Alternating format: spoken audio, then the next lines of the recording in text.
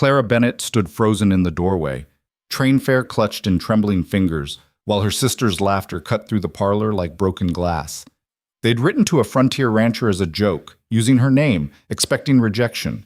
Instead, Ethan Hale had sent money and a simple line: "Come if you're brave enough." Her family waited for her to crumble, to prove once again she was nothing. Clara looked at the ticket, at her sisters, at the life slowly suffocating her. Then she packed. Before we begin Clara's journey, I invite you to stay with us until the very end. Hit that like button and comment with your city. I want to see how far this story travels across the world. The dress didn't fit. Clara tugged at the waist seam for the third time that morning, feeling the fabric strain against her frame. Not because she was larger than her sisters. God knew Margaret and Lily reminded her constantly she was the sturdy one, but because this particular dress had belonged to their mother, and mother had been delicate, willowy. Everything Clara was not. Are you truly going through with this? Margaret stood in the doorway of their shared bedroom, arms crossed, that familiar mixture of disbelief and contempt playing across her features. Even disheveled from sleep, she was beautiful.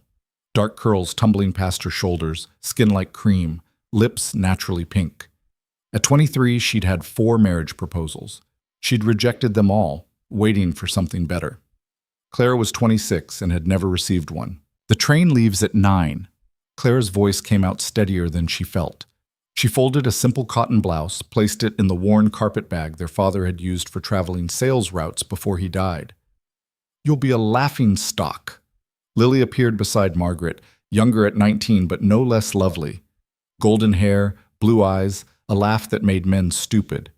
When he sees you, he'll put you right back on that train, if he even bothers to meet you at the station. Clara's hands paused over a pair of stockings. The words landed where they always did, that soft, bruised place inside her chest that never quite healed. But she'd learned something over the years, watching her sisters wield beauty like a weapon they never had to sharpen. She'd learned that silence made them angrier than any retort. She continued packing. This is absurd. Margaret swept into the room, grabbed Clara's wrist. Her grip was surprisingly strong. You cannot actually believe some rancher wants you. It was a prank, Clara, a joke. We never thought that he'd respond? Clara met her sister's eyes. Or that I'd go? Margaret's mouth opened, closed. Something flickered across her face. Was it guilt? But it vanished too quickly to name. You'll embarrass this family. Lily moved to the window, her tone shifting from mocking to something sharper. What will people say when they discover our sister is so desperate she answered an advertisement like some common, "You wrote the letter." Clara's voice cut quiet and clean through the room. Both of you. I found the draft in the parlor desk drawer in your handwriting, Margaret. You thought it would be amusing to see me rejected by a man who'd never even met me. The silence that followed pressed heavy against the wallpaper. Well, Margaret lifted her chin. We certainly didn't expect him to actually send for you. Clara returned to packing, a nightgown, a shawl, her mother's Bible, not because she was particularly devout, but because the margins contained her mother's neat handwriting, recipes, notes, small observations about life that Clara had read so many times she'd memorized them. He's probably hideous, Lily said.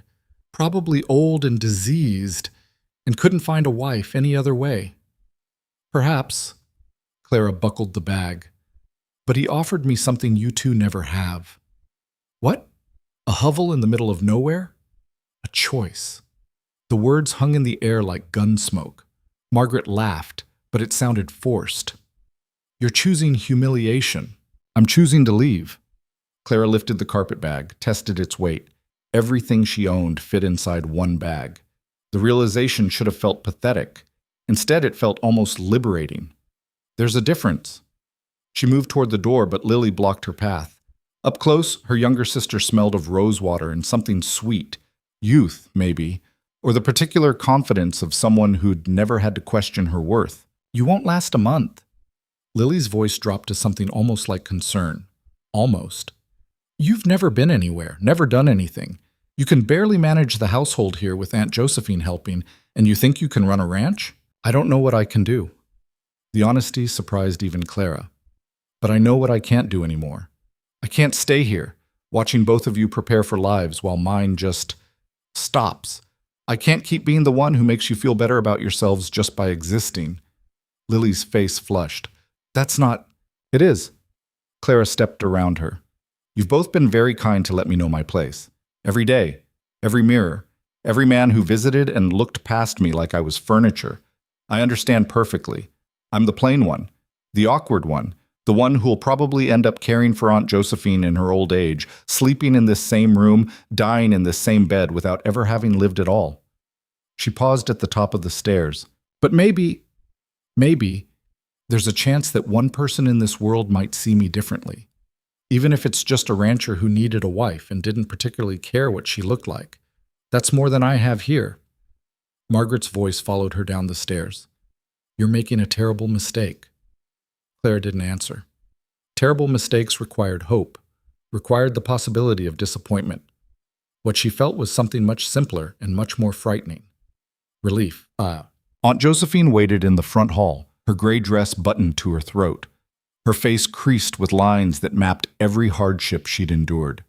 She'd raised the 3 girls after their mother died, managed the household on their father's meager insurance, and never once complained. But she'd also never particularly hidden her preference for Margaret and Lily. Pretty girls were easier. Everyone knew that. I've packed you some food for the journey. She handed Clara a small basket covered with a checked cloth. Bread, cheese, some dried apples. The train will have a dining car, but their prices are robbery. Thank you. Clara took the basket, surprised by its weight. Inside, wrapped in clean napkins, was far more than simple travel food. Cookies, a small jar of preserves, a portion of the roasted chicken from last night's dinner. Aunt Josephine's mouth twitched. Don't thank me, just don't come crawling back when it all falls apart. There it was, the conditional affection Clara had lived with her entire life. I won't crawl anywhere. Clara adjusted her bonnet, the plain straw one she'd retrimmed herself last spring. If it doesn't work, I'll find something else. There are opportunities out west. I've read about them. Opportunities for men, and for... Aunt Josephine's lips pursed. Women of a certain type. You mean women willing to work? Clara met her aunt's gaze.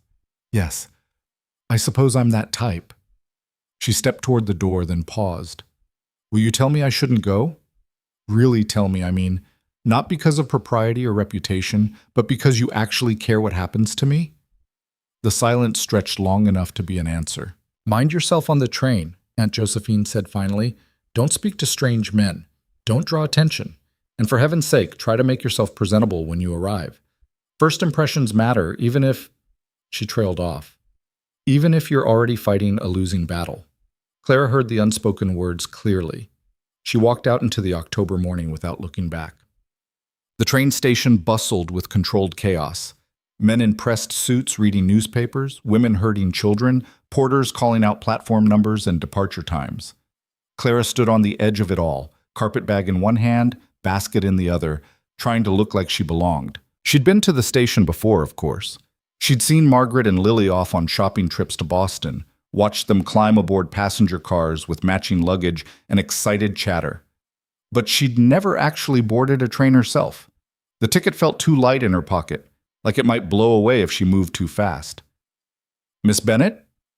She turned to find a young porter, barely 18, looking at her expectantly. Yes? Mr. Crawford asked me to see you settled. You're on the westbound, correct? The 9:15 to Chicago, connecting to the Union Pacific? She nodded, not trusting her voice. Right this way, then. He led her through the crowd with practiced ease, navigating between carts and trunks, calling out polite warnings as they passed. Clara followed, acutely aware of how shabby her bag looked compared to the leather cases and steamer trunks being loaded onto the baggage car. The passenger car he guided her to was clean, but far from luxurious. Wooden benches, a coal stove at one end already burning against the autumn chill, windows that rattled slightly in their frames. Other passengers had already claimed seats, a family with 3 small children, an elderly couple, a man who looked like a traveling salesman judging by his case of samples. There's a spot by the window. The porter indicated an empty bench halfway down the car. Should be a smooth ride to Chicago. You'll have about 2 hours there to make your connection. Clara pressed a nickel into his hand. Too much, probably, but she had no idea what was appropriate, and made her way down the aisle. The window seat gave her a view of the platform. She watched late arrivals rushing to board, vendors selling newspapers and candies, a young couple embracing in farewell. The girl was crying, the man stroking her hair, both of them lost in that particular misery of separation. Had anyone cried when Clara left? She doubted it. The train lurched into motion so suddenly she grabbed the seat in front of her. The family with children cheered. The elderly woman gripped her husband's arm. Clara pressed her forehead against the cool glass and watched as the platform slid past, then the station building, then the town itself. Rows of familiar houses. The church steeple. The general store where she'd bought thread just last week. The park where she'd spent countless afternoons reading while her sisters promenaded with young men. All of it falling away, growing smaller, becoming memory. She didn't cry. There was nothing to mourn. This town had never been home. Not really. It had been a stage where she'd played the supporting role in her sisters' lives, the plain backdrop that made them shine brighter. But as the landscape opened into rolling fields and distant tree lines, as the train picked up speed and the rhythmic clacking of wheels on rails filled the car, Clara felt something unexpected unfurl in her chest. Not quite hope, not yet, but possibility. The journey to Chicago passed in a blur of scenery and strangers. Clara ate sparingly from Aunt Josephine's basket, sipped water from the tin cup chained to the car's water tank, and tried not to think too hard about what waited at the other end. The letter sat folded in her pocket. She'd read it so many times the creases had begun to tear.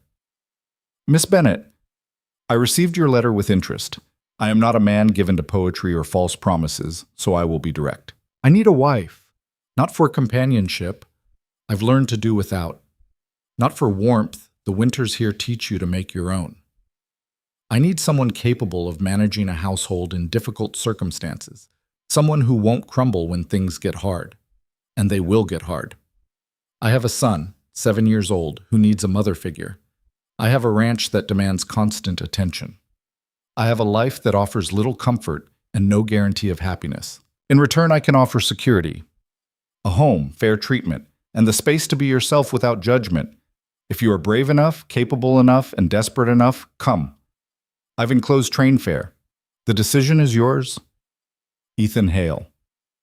It wasn't romantic. It wasn't even particularly kind, but it was honest, and Clara had learned to value honesty far more than pretty words. The family with children left in Pennsylvania. The salesman departed in Ohio. New passengers boarded and disembarked in a constant shuffle of humanity. But Clara stayed rooted to her window seat, watching America unfurl like a map coming to life. By the time they reached Chicago, exhaustion had settled deep in her bones. The 2-hour layover felt both too long and too short. She found a bench in the cavernous station, guarded her carpet bag like it contained gold, and forced herself to eat more of the food Aunt Josephine had packed. The westbound train was larger, newer, with sleeping cars for those who could afford them. Clara's ticket placed her in coach again, but this car was longer, more crowded, filled with the kind of people who couldn't afford better but were chasing Western dreams anyway.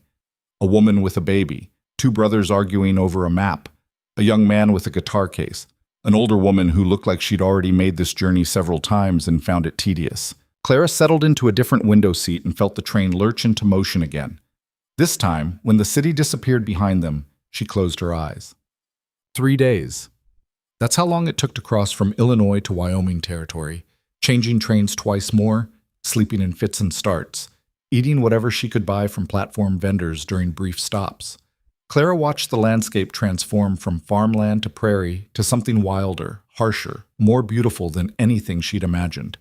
The sky grew bigger somehow, stretching endlessly in all directions. The settlements grew smaller, rougher, further apart. She spoke to almost no one. A few polite exchanges about the weather, warnings about bandits that never materialized, advice from the older woman about keeping her valuables hidden. Mostly, she thought, about Ethan Hale's letter, about what kind of man advertised for a wife like he was hiring help, about his son, 7 years old, needs a mother figure, and what had happened to the boy's real mother, about what she'd actually agreed to. Marriage to a stranger, life on a ranch she couldn't picture, a stepson who might resent her, a husband who'd been clear he wanted capability, not affection. The doubts came in waves, especially at night when the train rocked through darkness and her reflection in the window looked like a ghost. What if Lily was right? What if he took one look at her and sent her back? What if she'd traded one form of invisibility for another? But then she'd remember Margaret's laugh when she'd found the advertisement in the newspaper. Remember Lily reading it aloud in a mocking voice. Seeking wife, must be strong, honest, resilient. Remember both of them deciding it would be hilarious to write in Clara's name, to set her up for rejection, to have something to laugh about for years. Remember what it felt like to be the joke. No. Whatever waited in Wyoming, it couldn't be worse than that. The train pulled into Silver Creek Station on a Thursday afternoon, under a sky so blue it hurt to look at directly. Clara gathered her carpetbag, her nearly empty basket, and stepped down onto the platform with legs that barely remembered how to hold her weight. The air smelled different here, dry, sharp, carrying hints of sage and dust and something she couldn't name. The station was barely a building, more like a shed with a roof and a single bench. A handful of people milled about, locals who'd come to collect mail or cargo, a few fellow passengers heading to other destinations, and one man, standing apart from the others, studying each person who disembarked. Clara knew it was him immediately. Ethan Hale was tall, over 6 feet, with the kind of build that came from hard labor, not leisure. His face was weathered, lines around his eyes suggesting he spent most of his time squinting into the sun. Dark hair showed threads of gray at the temples. He wore work clothes, clean but worn, and stood with the stillness of someone comfortable with silence. He wasn't handsome exactly, but he wasn't hideous either, just real, solid, like the landscape itself had shaped him into something durable. Clara's hands tightened on her bag. He was scanning the platform, clearly looking for someone specific, looking for her. But his eyes passed over Clara once, twice, not stopping. Of course, she'd sent no photograph. The letter Margaret and Lily had written, she'd read their draft, had been vague about her appearance. Probably deliberately so, banking on Ethan's imagination filling in something prettier than reality. Clara took a breath and started walking toward him. She made it 3 steps before a woman swept past her. Blonde, young, wearing a traveling dress that probably cost more than Clara's entire wardrobe. The woman headed straight for Ethan with a brilliant smile. "Mr. Hale? I'm so terribly sorry I'm late. The train from Denver was delayed and I'm not expecting anyone from Denver." Ethan's voice was deep, measured, with a slight Western drawl. He took a step back, polite but firm. "I think you have me confused with someone else, miss." The blonde's smile faltered. "But aren't you? Isn't this Silver Creek?" "It is." "Then I must be." She trailed off, looking confused, then embarrassed. Clara reached them while the woman was still sputtering apologies. "Mr. Hale." Her voice came out steadier than she expected. "I'm Clara Bennett." He turned, and for the first time, really looked at her. Clara forced herself not to flinch, not to drop her eyes, not to do any of the things she usually did when men looked at her and found her wanting. She met his gaze straight on and let him see exactly what he was getting. Plain features. Brown hair pulled back practically. Gray eyes. A sturdy frame and a travel-stained dress. No beauty, no grace. Just a woman who'd crossed half a continent on a promise and a train ticket. Something shifted in Ethan's expression. Not disappointment, exactly. More like confirmation. "Miss Bennett," he nodded once. "Welcome to Silver Creek." The blonde woman made a small sound of understanding and hurried away, likely mortified. Ethan gestured toward Clara's carpetbag. "That all you brought?" "Yes." "Travel well?" "Well enough." He studied her another moment, and Clara had the distinct impression she was being assessed the way one might assess a horse at auction, checking for soundness, for durability. She should have been offended. Instead, she found herself doing the same to him. Hands calloused from work. Shoulders slightly uneven, probably from an old injury. A scar along his jaw, faded but visible. Eyes that didn't miss much but didn't judge either. This was a man who'd learned to measure people by what they could do, not what they looked like. "Wagons this way." He started walking without checking if she followed. Clara did, her legs protesting after days of sitting. The platform gave way to dusty street, and the town of Silver Creek opened before her. It was small, maybe a dozen buildings clustered along a main road. General store, saloon, what looked like a boarding house, a church, a smithy. Beyond them, scattered houses and then nothing but open land stretching to mountains in the distance. This was it. Her new home. A frontier town that probably didn't even warrant a dot on most maps. Ethan's wagon was practical, a sturdy flatbed with a single bench seat, pulled by two patient horses. He tossed her bag in the back without ceremony. "How far to the ranch?" Clara asked. "About an hour." He offered his hand to help her up. His grip was warm, strong, impersonal. He released her the moment she was settled and climbed up beside her. The wagon lurched into motion, and Silver Creek began to fall away behind them. They rode in silence for a long time. Clara watched the landscape, rolling grassland dotted with scrub, the occasional cluster of trees marking a water source, clouds casting shadows that raced across the earth. It was so open it made her chest feel tight. No walls, no boundaries, just space and sky and distance. "My son's name is Daniel." Ethan spoke without looking at her, his attention on the horses. "He's quiet.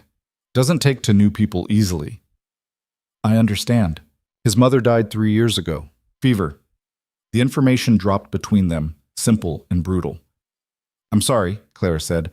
"Cholera took half the county that summer." Ethan's jaw worked. Sarah wasn't particularly weak, just unlucky. Sarah, the first wife, the ghost Clara would be competing with. "I won't pretend I can replace her," Clara said quietly. "For you or for Daniel." Ethan glanced at her then, something almost like approval in his eyes. "Good. I'm not looking for replacement. I'm looking for—" He paused, searching for the right word. "Forward movement." "I can do that." "Can you cook?" "Yes." "Clean, mend, manage stores?" "Yes." "Shoot?" That one surprised her. "No." "I'll teach you. Rattlesnakes, coyotes, occasional trouble from drifters. You'll need to know how." Clara absorbed this information, added it to the growing list of things that were different out here. Dangerous. "The ranch is 200 acres, Ethan continued.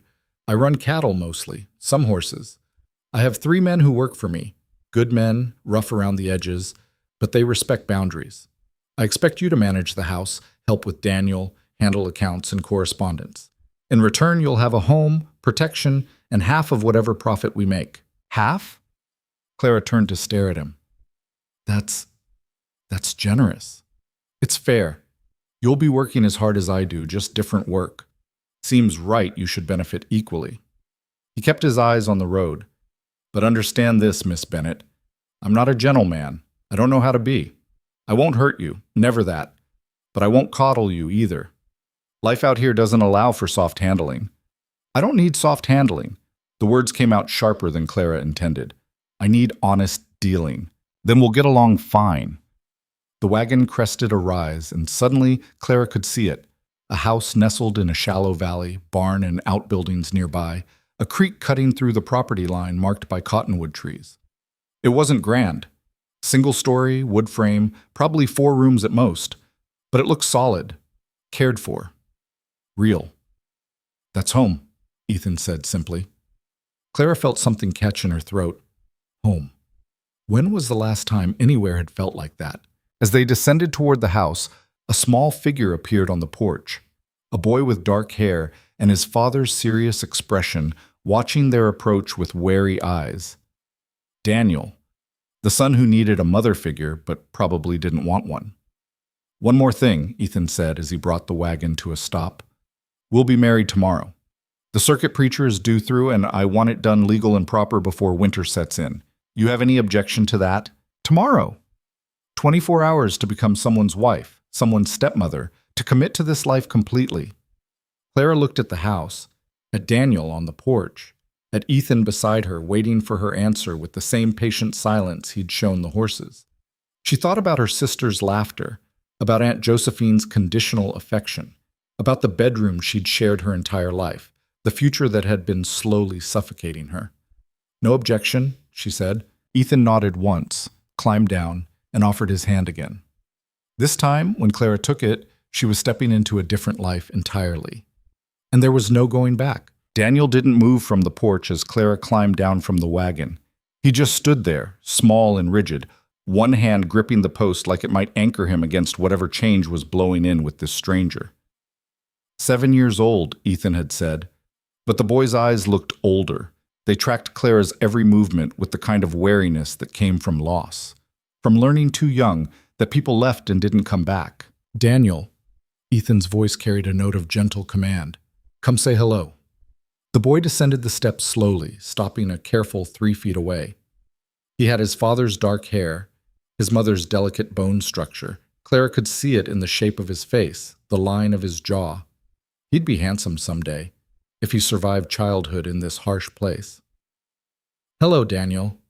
Clara crouched down, making herself smaller, less threatening. "I'm Clara." He stared at her, said nothing. "Daniel," Ethan warned. "Hello." The word came out barely above a whisper. Clara straightened, not pushing. "Is there somewhere I can wash up? It's been a long journey." "I'll show you the house." Ethan grabbed her carpet bag from the wagon bed. "Daniel, go tell Henry we'll need the mare saddled at dawn tomorrow. He's down at the south pasture, checking fence."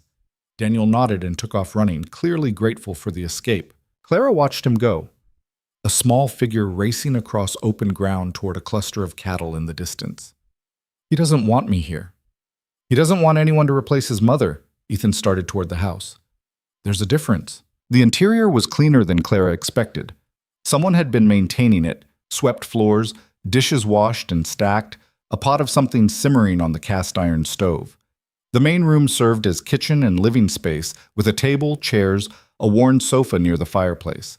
2 doors led off to what she assumed were bedrooms. "I sleep there." Ethan pointed to the door on the right. "Daniel's in there." He nodded toward the left. "You'll share with him for now. There's an extra cot." "For now." The words hung in the air, heavy with implication. Clara had known this marriage would be practical, but she hadn't fully considered the sleeping arrangements. Of course, Ethan wouldn't expect her to share his bed immediately. They were strangers. But eventually, she pushed the thought away. "The wash basin's outside, pumps around back." Ethan set her bag down near the table. "There's soap and towels in the trunk by Daniel's bed. Supper's in about an hour. Just stew, nothing fancy. We eat simple here." "I can cook," Clara offered. "Starting tomorrow, I'll handle meals." "Fair enough." He moved toward the door, paused. "I should tell you. The men, Henry, Jack, and Sam, they'll be curious. They know you're coming, know why. They won't be disrespectful, but they'll test you. It's just their way."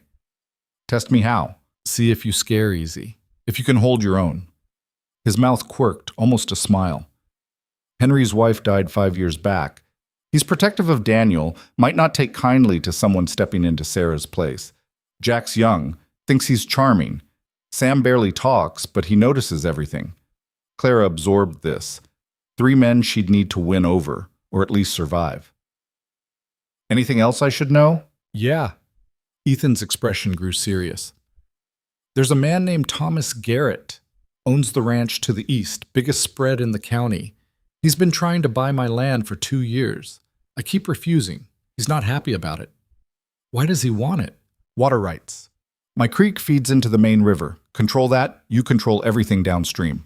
He rolled his shoulders, a gesture that spoke of old tension. "He'll probably hear about you arriving, might come around to take a look. When he does, don't tell him anything about our business. Not how much stock we have, not what our plans are. Nothing." "You think he'd use that information against you?" "I know he would." Ethan met her eyes. "This isn't like back east, Miss Bennett. Out here, water's more valuable than gold, and men kill for it. Garrett hasn't gone that far yet, but I don't put it past him." A chill ran down Clara's spine despite the warmth from the stove. She'd known the frontier was dangerous in abstract terms: bandits, weather, wild animals. But this was different. This was human malice, territorial and deliberate. "I understand," she said quietly. Ethan studied her a moment longer, then nodded and walked out. Clara stood alone in the house that would become her home, listening to the unfamiliar sounds filtering through the windows. Cattle lowing in the distance, wind rattling the shutters, the creak of the porch boards as Ethan's boots crossed them. She found the wash basin exactly where he'd said, the pump handle stiff from disuse until water finally gushed out, clear and cold. She scrubbed 3 days of travel from her face and hands, changed into a fresh dress from her bag, and braided her hair back into something presentable. When she entered Daniel's room to stow her belongings, she found it sparse but cared for. A narrow bed with a patchwork quilt, a wooden trunk, a shelf holding a few carved animals, a horse, a bear, a bird. The cot Ethan had mentioned was already made up, tucked against the far wall. Clara sat on it experimentally. The mattress was thin, the frame sturdy. She'd slept on worse. A photograph hung on the wall above Daniel's bed, and Clara rose to look at it. A woman smiled out from the frame, young, pretty, with kind eyes and Daniel's delicate features. Sarah. She wore a simple dress and held an infant in her arms.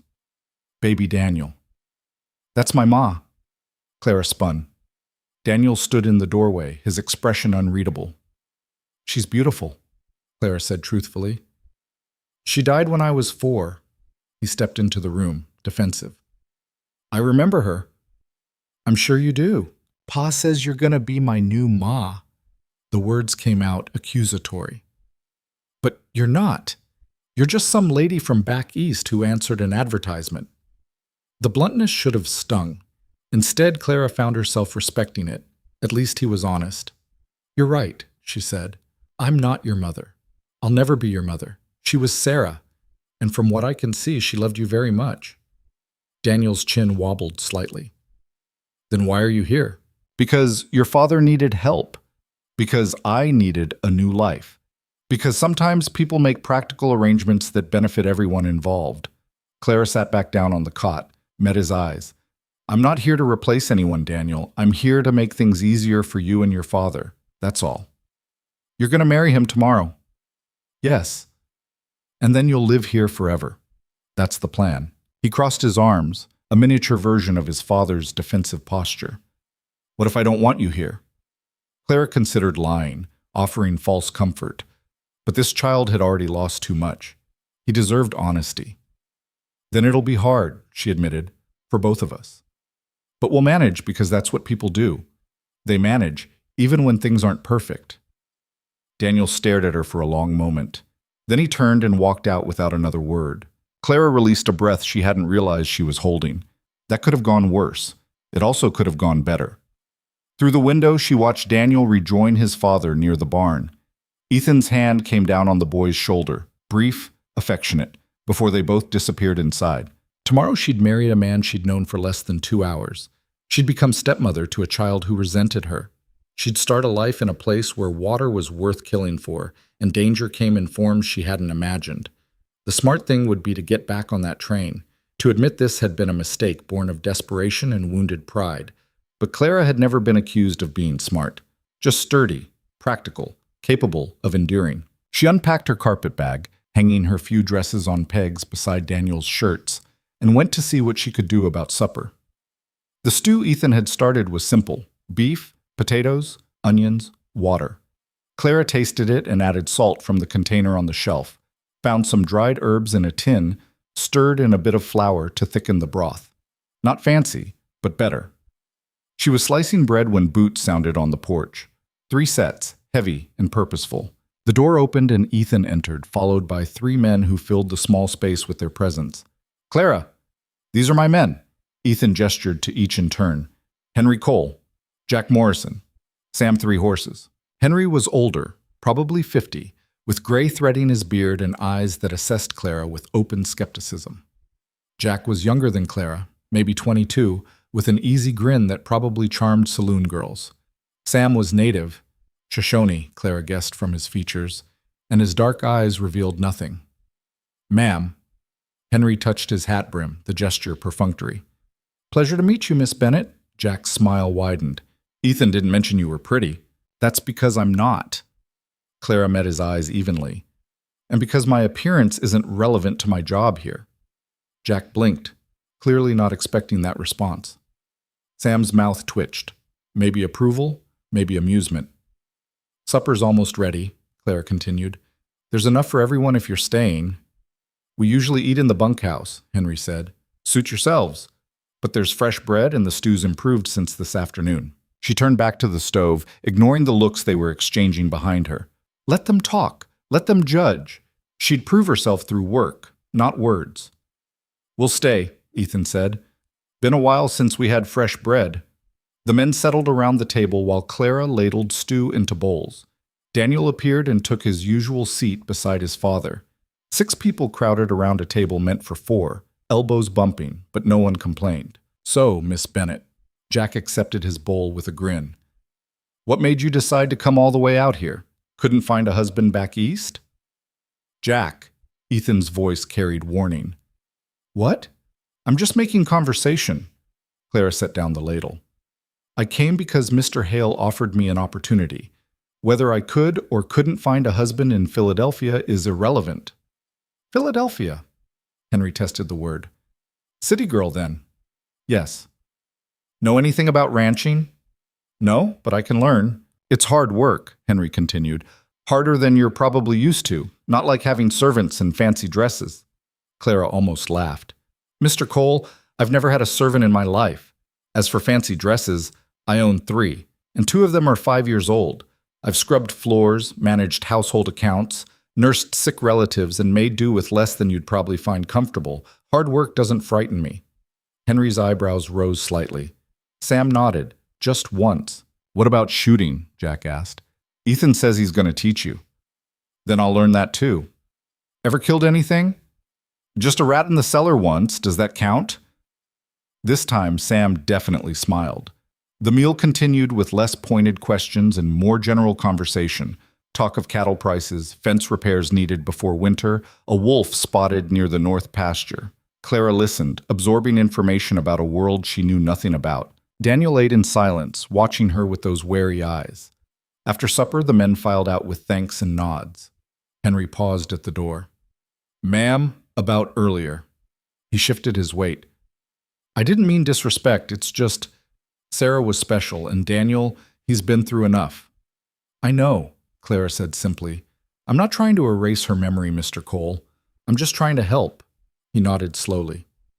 "Guess we'll see how it goes." When they were gone, Clara cleared the table while Ethan showed Daniel how to bank the fire for the night. The domesticity of it struck her. This would be her life now. Dishes and fires and the quiet rhythm of evening routines. "You held your own with them," Ethan said when Daniel had gone to bed. "That's good. They respect strength." "I wasn't trying to impress them." "I know. That's why it worked." He moved to the window, looked out at the darkness. "The circuit preacher arrives at 8 tomorrow morning. Ceremony will be quick. After that, you'll be Clara Hale, legally." Clara Hale. She'd never thought much about changing her name. Bennett had never felt like it belonged to her anyway. She'd shared it with sisters who wielded it like a weapon of beauty and privilege while she wore it like an ill-fitting coat. "Is there anything I should know about the ceremony?" she asked. "Any particular customs out here?" "Just the usual. Vows, signatures, done." Ethan turned to face her. "Unless you want something more. Some women do." "No, simple is fine." He studied her in the lamplight, his expression thoughtful. "You surprise me, Miss Bennet." "How so?" "You're not what I expected." Clara felt heat rise in her cheeks. "I assume you mean I'm plainer than you hoped?" "No." He shook his head. "I mean, you're tougher. Most women from the city, they get out here and realize what they've signed up for. They break down, start crying, want to go home. You just adjust." "I learned a long time ago that crying doesn't change anything." Clara began washing dishes in the basin. "And I have no home to go back to. This is it. So I might as well make the best of it. Still, it takes spine." The compliment, if that's what it was, settled uncomfortably on Clara's shoulders. She'd never been praised for her spine before. For her usefulness, occasionally. For her ability to fade into the background. But never for being strong. "Get some rest," Ethan said. "Tomorrow will be long." He disappeared into his room, and Clara finished the dishes alone. When she finally entered Daniel's room, the boy was already asleep, curled on his side with one hand tucked under his cheek. In sleep, he looked younger, vulnerable. Clara changed into her nightgown as quietly as possible and lay down on the cot. The mattress was every bit as thin as she'd suspected. Through the walls, she could hear Ethan moving around his room, the creak of the bed as he settled. Tomorrow she'd marry him. Tomorrow this would become permanent. Clara closed her eyes and listened to the unfamiliar sounds of the house at night. Wind, settling wood, the distant call of a coyote.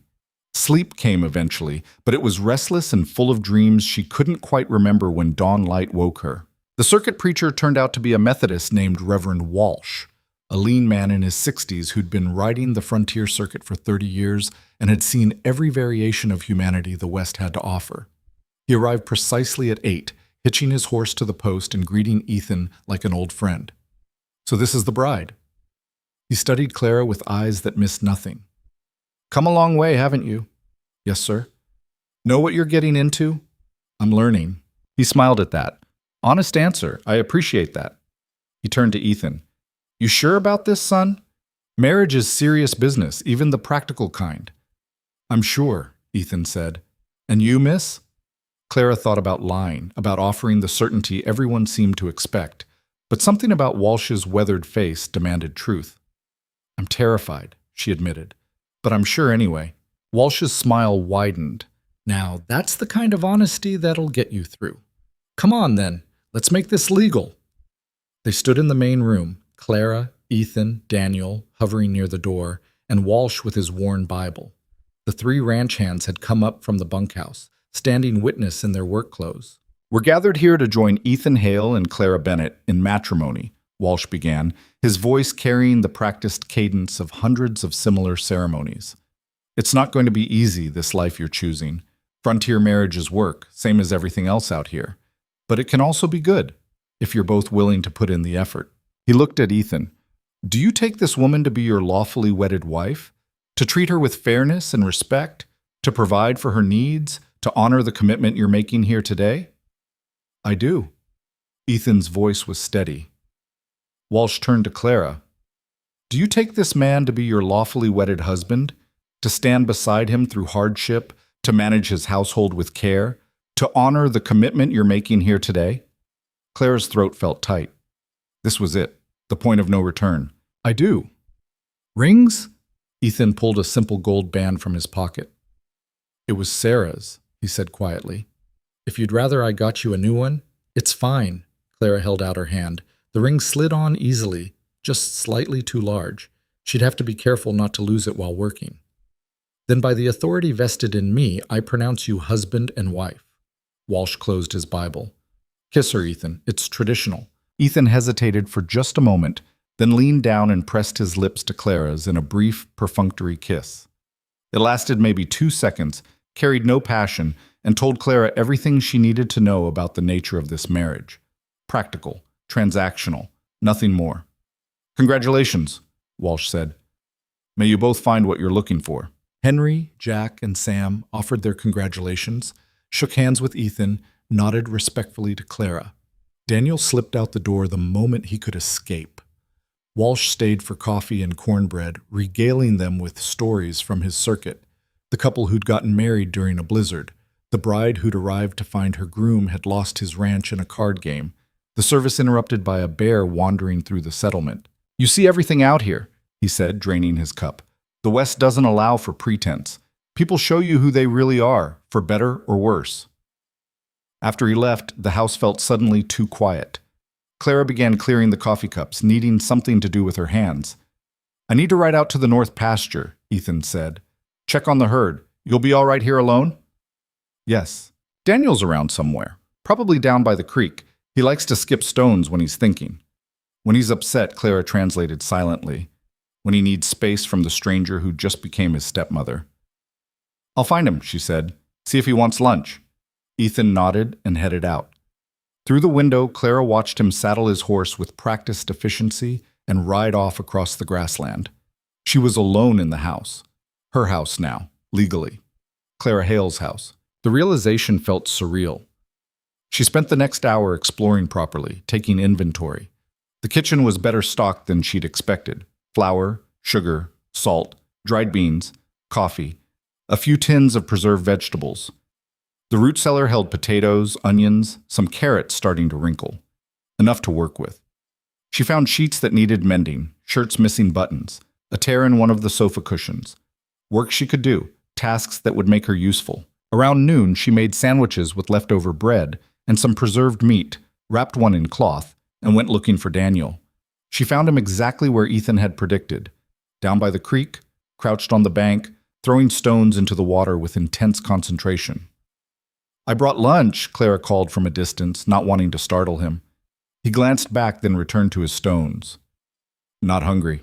I'll leave it here anyway. She set the wrapped sandwich on a flat rock. In case you change your mind? She started to leave, then paused. Your father says you're good at skipping stones. I'm the best. A hint of pride crept into his voice. Will you show me how? I never learned. Daniel turned fully now, suspicious. Why?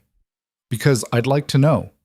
And because you could teach me. He studied her for a long moment, clearly torn between resentment and the simple pleasure of being acknowledged as skilled at something. You have to find the right kind of stone, he said finally. Flat, smooth, heavy enough to throw, but not too heavy. Clara walked down to join him, careful not to crowd. He selected a stone from the collection at his feet, weighed it in his palm. Like this one. See how it's shaped? I see. You hold it between your thumb and finger, like this. He demonstrated, his small hand positioning the stone.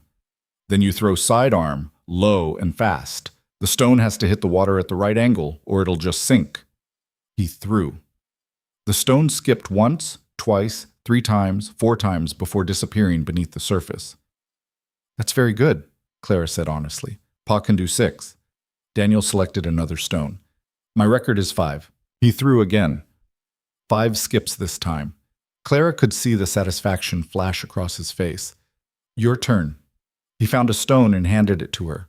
Clara tried to mimic his grip, his stance.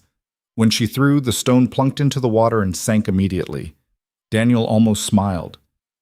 You're holding it wrong. Here. He adjusted her grip, patient despite himself. She tried again. This time the stone skipped once before sinking. Better, Daniel admitted grudgingly. Try again. They spent 20 minutes like that, Daniel teaching, Clara learning, the sandwich sitting forgotten on its rock. She never managed more than 2 skips, but Daniel seemed satisfied with her progress. You're not as bad as I thought you'd be, he said finally. At stone skipping? At everything. He picked up the sandwich, unwrapped it. You didn't try to hug me or call me sweetheart or any of that stuff Mrs. Patterson does when she visits. Mrs. Patterson? She lives in town. She keeps telling Pa he should send me to boarding school back east, that I need a proper mother figure.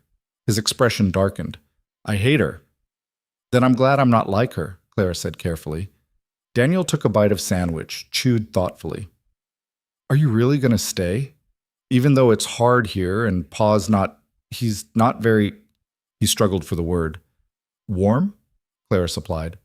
Yeah, I'm going to stay. She sat on the bank, let her feet dangle toward the water. I don't need warm, Daniel. I need honest. Your father's honest. That's more than most people manage.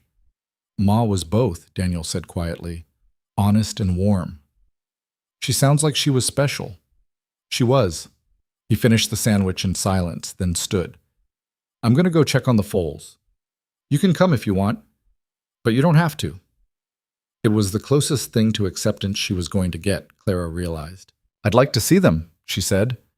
The foals turned out to be 2 gangly creatures, all legs and curiosity, penned near the barn with their mothers. Daniel transformed around them, his wariness dropping away as he talked about their lineages, their personalities, his hopes for training them. That one's going to be fast, he said, pointing to a bay colt.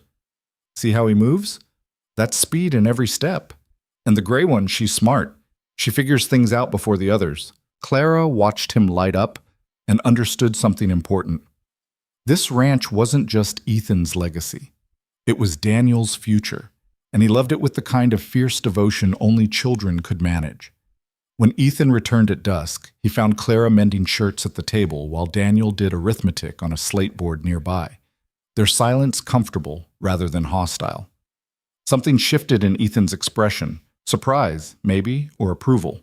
Fence on the north pasture needs replacing, he said, hanging his hat. Might take a few days. I'll be out there from dawn till dark. We'll manage here, Clara said. That night, after Daniel went to bed, Ethan lingered in the main room while Clara finished washing up. Thank you, he said abruptly. Clara turned. For what? For not pushing, with Daniel. Fragile isn't the right word, but he's been hurt. You could have forced affection, tried too hard. Instead, you gave him space. It's what I would have wanted, Clara said simply. When I was his age, and adults made decisions about my life without asking what I needed. Ethan nodded slowly. You understand him better than I expected. I understand being the one nobody really sees. The words hung between them, more honest than Clara had intended. Ethan's expression shifted, not pity, but recognition. I see you, he said quietly, for what it's worth. Then he went to his room, leaving Clara alone with the guttering lamp and the realization that maybe, just maybe, this strange arrangement might work after all. The days began to find their rhythm. Clara woke before dawn, started coffee, made breakfast. Ethan and the men ate quickly and headed out to work, fence repair, cattle checks, the endless tasks that kept a ranch running. Daniel did his lessons in the morning, then helped with afternoon chores. Clara cooked, cleaned, mended, learned. She learned that the stove required constant attention, that bread rose differently in the dry air, that wind was a constant companion. She learned the sound of trouble. Cattle spooked, horses whinnying in alarm, the particular tone in Ethan's voice when something was wrong. She also learned that loneliness could exist even surrounded by people. Ethan was present but distant, their conversations limited to practical matters. Daniel was warming incrementally, but still held her at arm's length. The ranch hands treated her with respect but no real warmth. Clara had been invisible in Philadelphia. She was simply isolated here. Different, but not better. 2 weeks after the wedding, she was hanging laundry when a buggy appeared on the horizon. Unfamiliar, moving too fast to be friendly. Clara's hand stilled on the wet sheet. She remembered Ethan's warning about Thomas Garrett. The buggy pulled up to the house, and a man climbed down, 50-ish, well-dressed, with the kind of confidence that came from wealth and power. Another man stayed with the buggy, younger, his hand resting too casually near his hip, armed. Mrs. Hale, I presume? The older man smiled, but it didn't reach his eyes. Thomas Garrett, I own the spread east of here. Thought I'd come welcome you to the territory. Clara descended the porch steps slowly, wiping her hands on her apron. Mr. Garrett, is Ethan around? He's working. Shame. I was hoping to discuss a business matter. Garrett's eyes swept over the property, calculating. How are you finding ranch life? Must be quite a change from... He let the question dangle. Philadelphia, Clara supplied. And yes, it's different, but I'm adjusting. Philadelphia. He tested the word like Ethan had tested a horse's soundness. Cultured city. Must seem rather primitive out here. Different doesn't mean primitive, Mr. Garrett. His smile tightened. Of course. I only mean that a woman of refinement might find the isolation difficult, the hardship. Ethan works his men hard, and I imagine he expects the same from his wife. The implication was clear. She wouldn't last, wouldn't be happy, would eventually push Ethan to sell. Clara met his gaze evenly. I'm finding everything exactly as I expected. Was there something specific you needed? Just neighborly concern. This ranch takes a lot of resources to maintain. Water, grazing land, winter provisions. If Ethan ever finds it's too much to manage, I'd be happy to take the burden off his hands. Fair price, of course. I'll let him know you stopped by.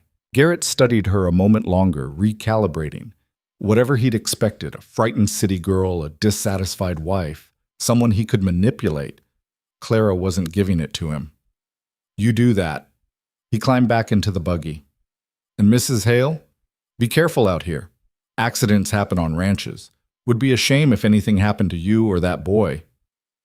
The threat was subtle but unmistakable. Clara's blood ran cold, but she kept her expression neutral. Good day, Mr. Garrett. She watched them drive away, waiting until they disappeared over the rise before her knees started shaking. When Ethan returned that evening, she told him everything. His face went dark. He threatened you and Daniel. He implied, but yes. Ethan paced the room like a caged animal. That son of a... He caught himself, glanced toward Daniel's room. He's escalating. That's not good. What can we do? Be careful. Watch for anything unusual. Strangers on the property, stock going missing, signs of tampering. He stopped pacing, looked at Clara. Starting tomorrow, you learn to shoot. No arguments. I wasn't going to argue. The shooting lessons began the next morning. Ethan set up bottles on fence posts, handed Clara a rifle that felt impossibly heavy. Stock against your shoulder, firm but not tight. Sight down the barrel. Breathe out slow and squeeze the trigger. Don't pull, squeeze. Clara tried. The recoil nearly knocked her backward. Again! She tried again. And again. By the 10th shot, her shoulder ached and her ears rang, but she'd hit a bottle. Better, Ethan said. We'll practice every day until it's second nature. Daniel watched from the porch, his expression unreadable. That night, Clara lay on her cot and listened to the house settle. Tomorrow there would be more lessons, more work, more navigating of this strange new life. But when she closed her eyes, she didn't see her sister's mocking faces or Aunt Josephine's disapproval. She saw bottles shattering, felt the rifle's weight becoming familiar in her hands, heard Ethan's quiet approval. For the first time since arriving, Clara felt something unexpected. Purpose. The first snow came early that year, dusting the grasslands white before October ended. Clara woke to find frost coating the windows in delicate patterns, the air inside the house cold enough to see her breath. She dressed quickly, layering clothes like Ethan had taught her, and got the stove burning hot before anyone else stirred. By the time Daniel shuffled out of the bedroom, yawning, she had oatmeal bubbling and coffee strong enough to strip paint. It's cold, Daniel mumbled, pulling his blanket tighter around his shoulders. Winter's coming.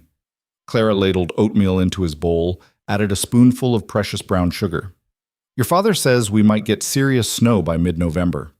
Last year it came on my birthday. Daniel settled at the table, still wrapped in his blanket. Ma always made cake for my birthday, with real frosting. The comment landed like it always did, part information, part test. Would Clara try to replace Sarah? Promise things she couldn't deliver? Make it worse by trying too hard? When's your birthday? Clara asked instead. November 20th. That gives me time to practice. She poured coffee for herself, stood by the stove's warmth. I'm not much of a baker, but I can learn. What kind of cake did she make? Daniel's eyes widened slightly, surprised by the direct approach. Chocolate, with chocolate frosting. And she'd put 8 candles on it last year, even though I was only turning 7, because she said one was for good luck. Chocolate, Clara made a mental note. I'll need to check if we have cocoa powder. If not, I'll see if the general store in town has any. You do that? Suspicion and hope warred in his expression. Even though you're not really my ma? Even though... Clara sat across from him. You deserve to have your birthday celebrated, Daniel. That doesn't require me being your mother. It just requires me not being cruel. He stared into his oatmeal, processing this. Some of the kids at school, their emmas died and their pas remarried. The new wives pretend the old ones never existed. Mrs. Patterson says it's healthier that way. Moving forward, she calls it, Mrs. Patterson sounds like an idiot. Daniel's head snapped up, shocked. Then he laughed. A real laugh, not the careful, guarded sounds he usually made. Pa says we're not supposed to call people idiots. You're right. That was uncharitable.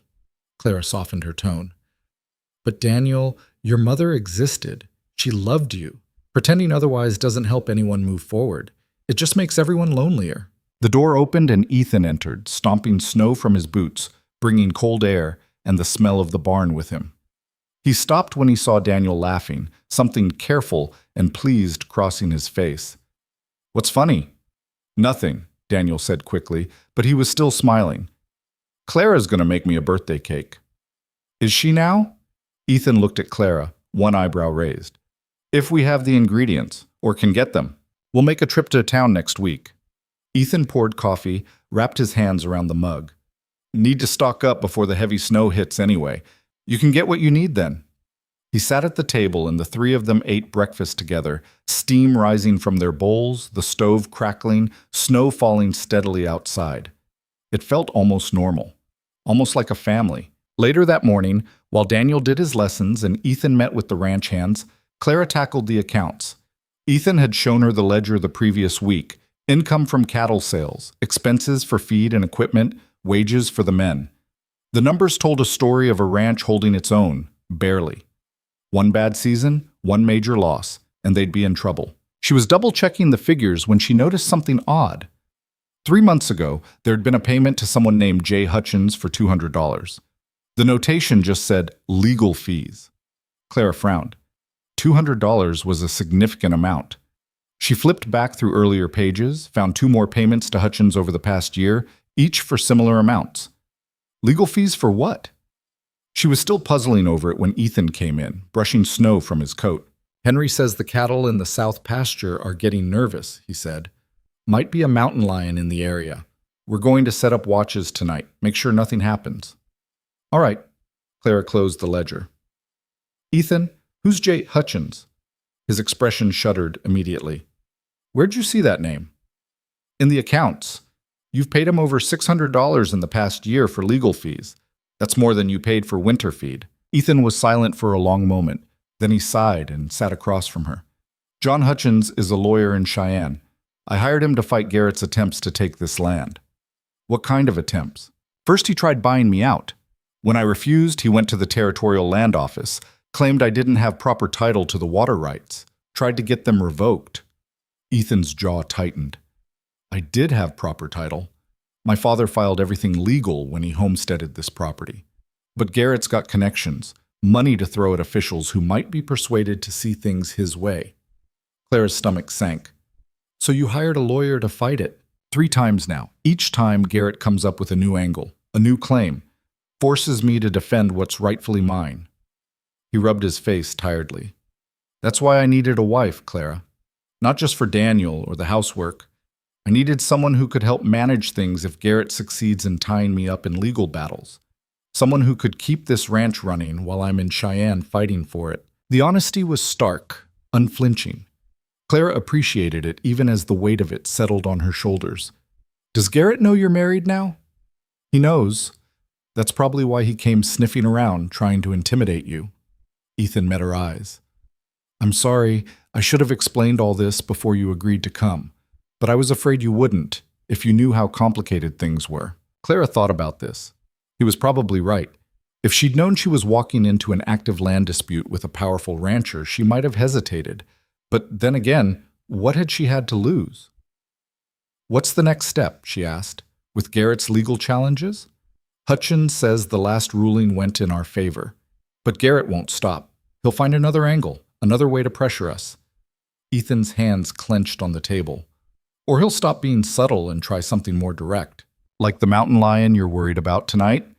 That's probably just a mountain lion. But yeah, I don't put anything past him.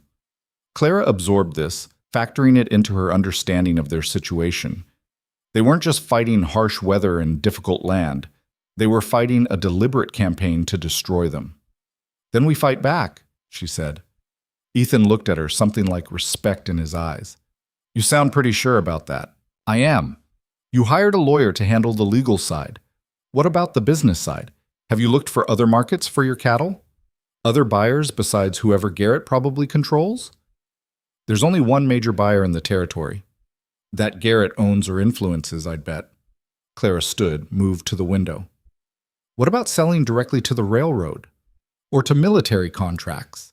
I read in the newspaper that the Army's expanding its posts out west. They need beef. Ethan stared at her. I never thought about that. You've been too busy fighting defensively. Maybe it's time to stop reacting and start planning. She turned back to him. I can write letters, make inquiries. I handled my father's business correspondence for years before he died. I know how to present proposals, how to negotiate. Clara, I'm not fragile, Ethan, and I'm not decorative.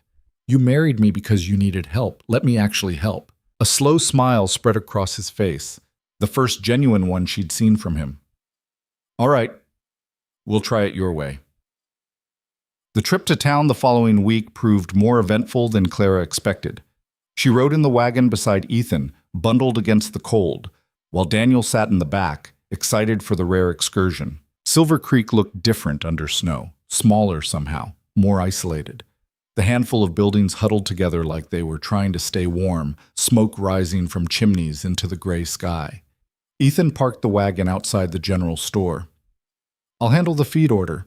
You get what you need for the house and Daniel's cake. Meet back here in an hour? Clara nodded and headed inside with Daniel, a list in her pocket and the household money Ethan had given her in her purse. The store was warm and crowded, smelling of coffee and tobacco and sawdust. Mr. Brennan, the proprietor, greeted them with professional courtesy. Mrs. Hale, young Daniel, What can I do for you today? Clara presented her list: cocoa powder, vanilla, butter, sugar, plus various staples they were running low on. Brennan gathered items while she browsed, Daniel trailing behind her, fascinated by the penny candies in their glass jars. You're the new Mrs. Hale, aren't you? Clara turned to find a woman about her age, pretty in a sharp-edged way, studying her with undisguised curiosity. Two other women flanked her, equally interested. I am, Clara Hale. Margaret Patterson. The woman extended a gloved hand. I've heard so much about you. All the way from Philadelphia, they say. However did you end up in a place like this? There was something in her tone that put Clara's teeth on edge. Not quite mockery, but close. I married Ethan Hale, Clara said simply. Yes, so we heard. Quite sudden, wasn't it?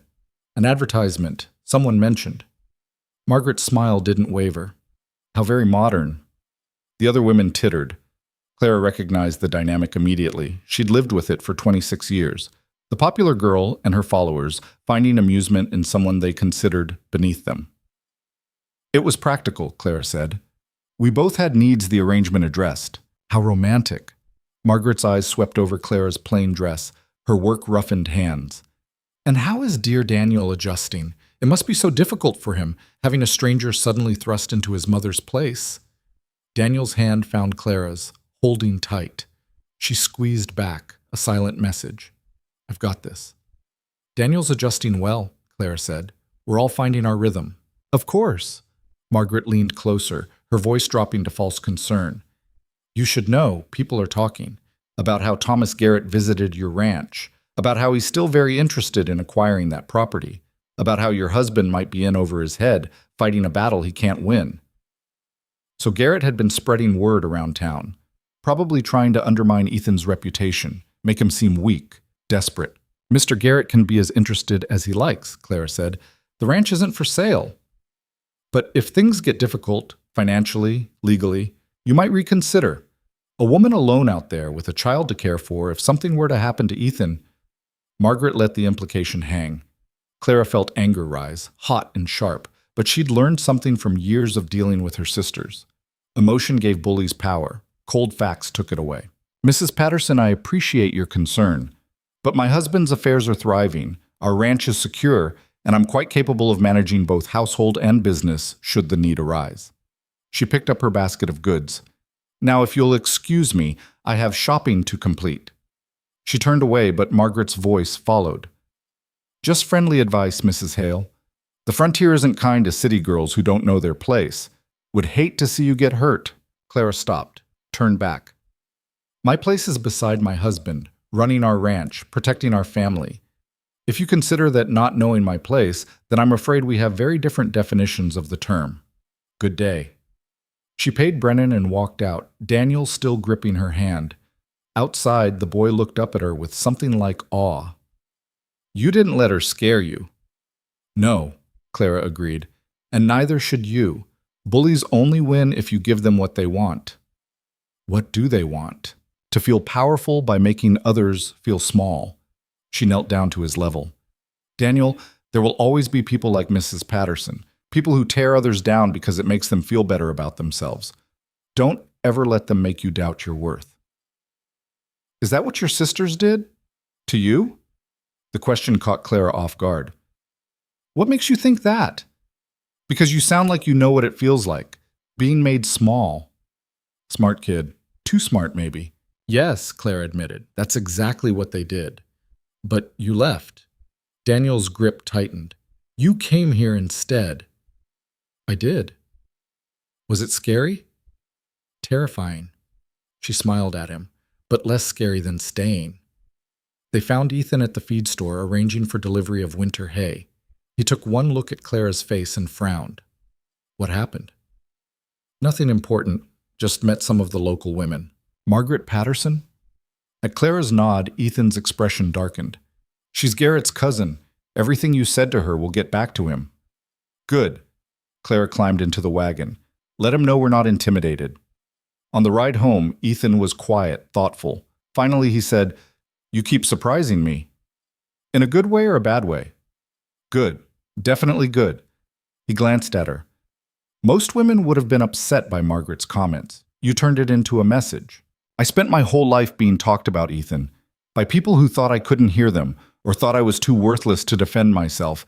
I learned to fight with words instead of tears. Remind me never to underestimate you. Clara felt warmth spread through her chest. Not romance, but something equally valuable. Respect. That night, after Daniel was asleep, Clara sat at the table with pen and paper, composing letters by lamplight. Inquiries to military procurement offices about beef contracts, questions to railroad representatives about direct sales, careful professional correspondence that presented the Hale Ranch as a reliable supplier, capable of meeting demands. Ethan read over her shoulder, his presence warm at her back. "This is good," he said quietly. "Better than good. Where'd you learn to write like this?" "My father wasn't educated, but he was ambitious. He taught himself business practices, then taught me. He said even if I never married, I'd need skills to survive." Clara dipped her pen in ink. Turns out he was right. Sarah couldn't write like this. She was smart, capable with the ranch, but formal correspondence wasn't her strength. Ethan's voice held no criticism, just observation. "You two are different in a lot of ways. Does that bother you?" "No." He moved away, poured whiskey from a bottle in the cupboard. "It bothered me at first, I'll admit. Felt like I was betraying her memory. But you're not trying to replace her. You're just you. And that's enough." The compliment, simple, honest, meant more than flowery words ever could.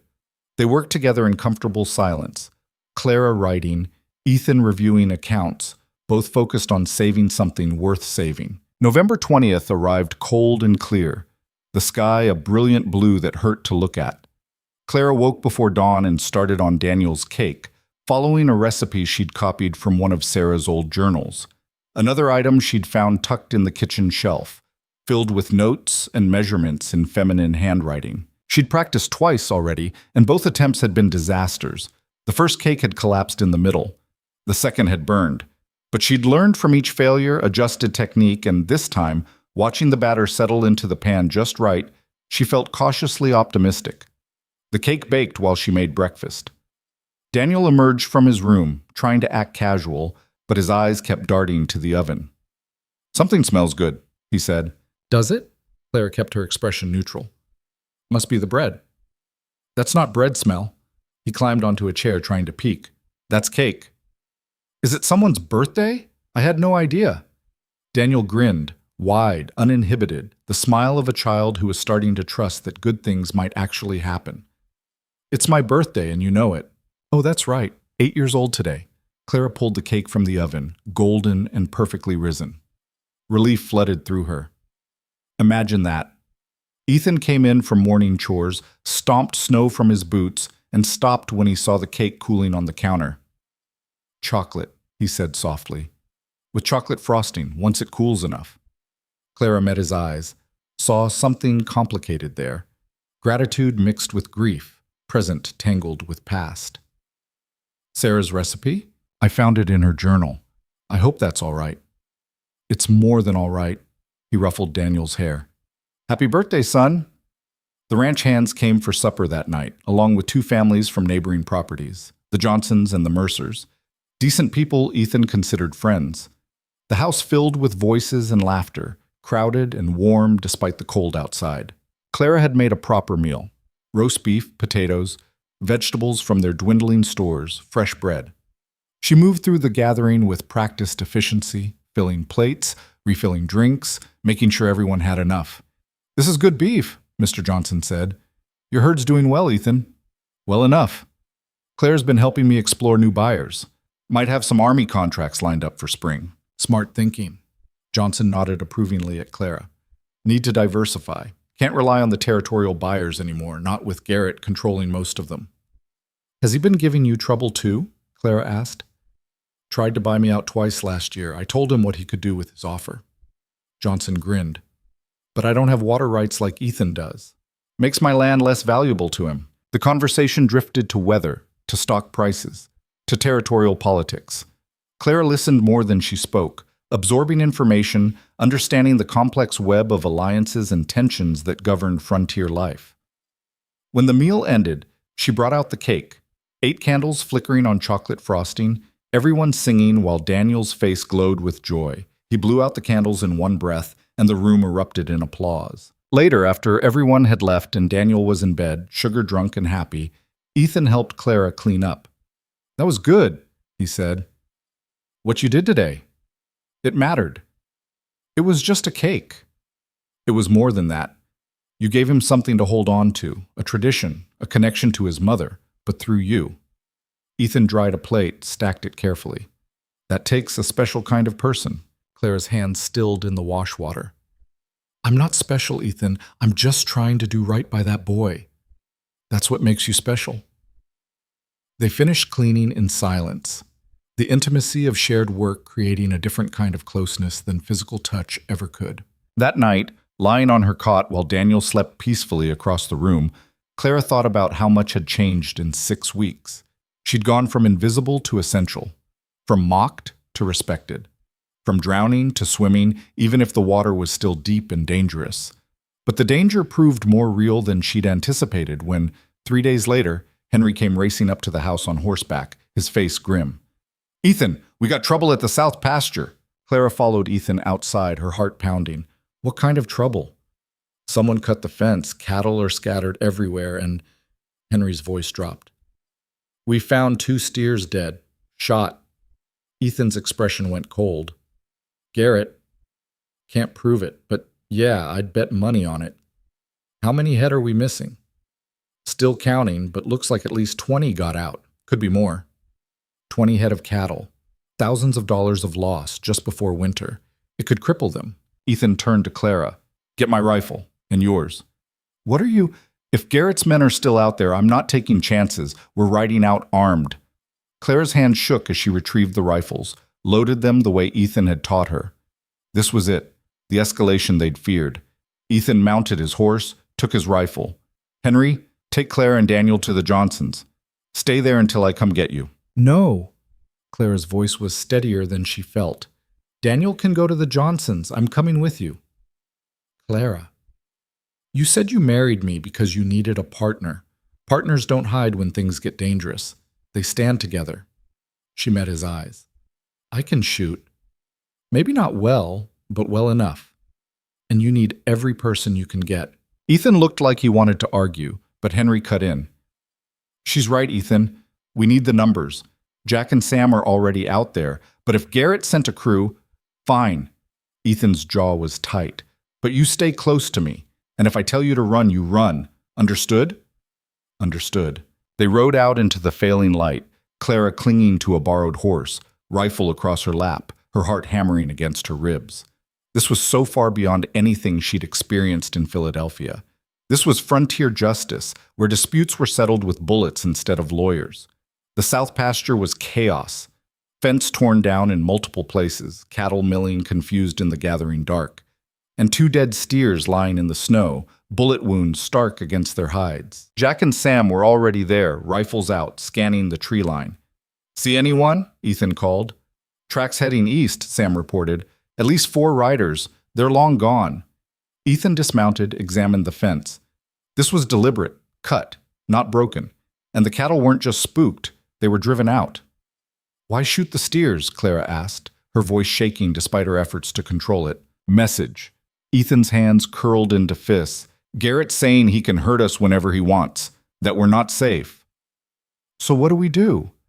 Ethan looked at her, at his men, at the destruction around them. "We round up what we can, repair the fence, and then we make some decisions." They worked through the night, gathering scattered cattle, mending fence in darkness by lantern light, counting their losses. By dawn, they'd recovered 18 of the missing animals. 2 were dead, and 3 were simply gone, probably driven off by Garrett's men to be rebranded and sold. The financial blow was significant, but the psychological one was worse. They rode back to the ranch as the sun rose, exhausted and grim. Daniel was waiting on the porch, having refused to stay at the Johnsons', his face pale with worry. "Is everyone okay?" he asked immediately. "We're fine." Ethan dismounted stiffly. "Just tired." Inside, Clara made coffee while Ethan gathered the men around the table. Her hands were steadier now, adrenaline fading into determination. "We can't let this stand," Henry said. "If we don't respond, Garrett will just escalate." "What kind of response?" Ethan's voice was dangerous. "Ride over there and shoot up his place? That's what he wants, justification to bring the law down on us." "So we do nothing." "I didn't say that." Ethan looked at Clara. "You still have those letters you wrote to the Army procurement offices?" "Yes. Send them today, every single one. We need those contracts locked in before Garrett can sabotage them." He turned to Henry. "I want watches on the property, round the clock. Armed. Anyone approaches who isn't supposed to be here, we detain them and get the sheriff involved." "The sheriff's in Garrett's pocket," Jack objected. "Maybe. But there's a territorial marshal in Cheyenne who isn't. We document everything. The cut fences, the dead cattle, every threat. We build a case." Ethan's expression hardened. "And if Garrett wants a legal fight, we'll give him one he won't forget." It was Clara who spoke next, surprising herself. "There's another option." Everyone turned to look at her. "We make him an offer he can't refuse," she said slowly, the idea forming as she spoke. "Not to sell, to lease. A small portion of the water rights, enough to give him what he needs without costing us control. We draw up a contract so tight he can't break it, set the terms in our favor. Price it high enough that it hurts his pride but solves his problem." Ethan frowned. "Why would we give him anything?" "Because right now he sees us as obstacles. If we become business partners, profitable ones, it changes the dynamic. He can't destroy what's making him money." Clara leaned forward. "And while he's locked into a contract with us, we're building those military relationships, diversifying, getting strong enough that we don't need him at all. Then, when the lease is up, we renegotiate or cut him off entirely." Silence filled the kitchen. Then Sam spoke for the first time that morning, his voice thoughtful. "It's smart, like offering a wolf a lamb so he doesn't come for the whole flock." "I don't like giving that bastard anything," Henry muttered. "Neither do I," Ethan admitted. "But Clara's right. We're fighting on too many fronts, legal, financial, physical. If we can neutralize the biggest threat while we strengthen our position." He looked at Clara with something like wonder. "How did you think of this?" "My father used to negotiate with suppliers who tried to squeeze him. He said sometimes the best way to win is to make your enemy think they've won, then change the game underneath them." Ethan was quiet for a long moment. Then he nodded. "All right, we try it. Clara, you'll draft the proposal?" "Yes." "Make it ironclad. I want a lawyer reviewing every word before it goes to Garrett." "Hutchins?" "Hutchins," Ethan confirmed. The men dispersed to their duties, exhausted but purposeful. Clara sat at the table with fresh paper and began drafting, her mind working through clauses and contingencies, building a trap disguised as an olive branch. Daniel appeared beside her, quiet. "Are we going to be okay?" Clara looked at him, this boy who'd lost his mother, who'd been wary of her, who was now asking her for reassurance. "Yes," she said firmly. "We're going to be fine." "How do you know?" "Because we're not fighting alone anymore. We're fighting together. And that makes all the difference." She didn't know if she believed it entirely. But as Ethan came back inside and sat across from her, as they began working through the proposal together, as Daniel settled between them doing his schoolwork, Clara felt something shift. They weren't just surviving anymore. They were building something. The proposal took 3 days to write. Clara drafted it, Ethan revised it, and Hutchins tore it apart and rebuilt it until every clause was airtight.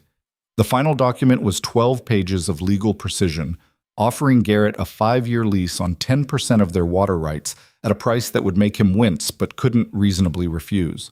"It's brutal," Hutchins said when he returned the final version. "You're essentially charging him double the market rate and including penalty clauses that'll cost him if he violates any terms.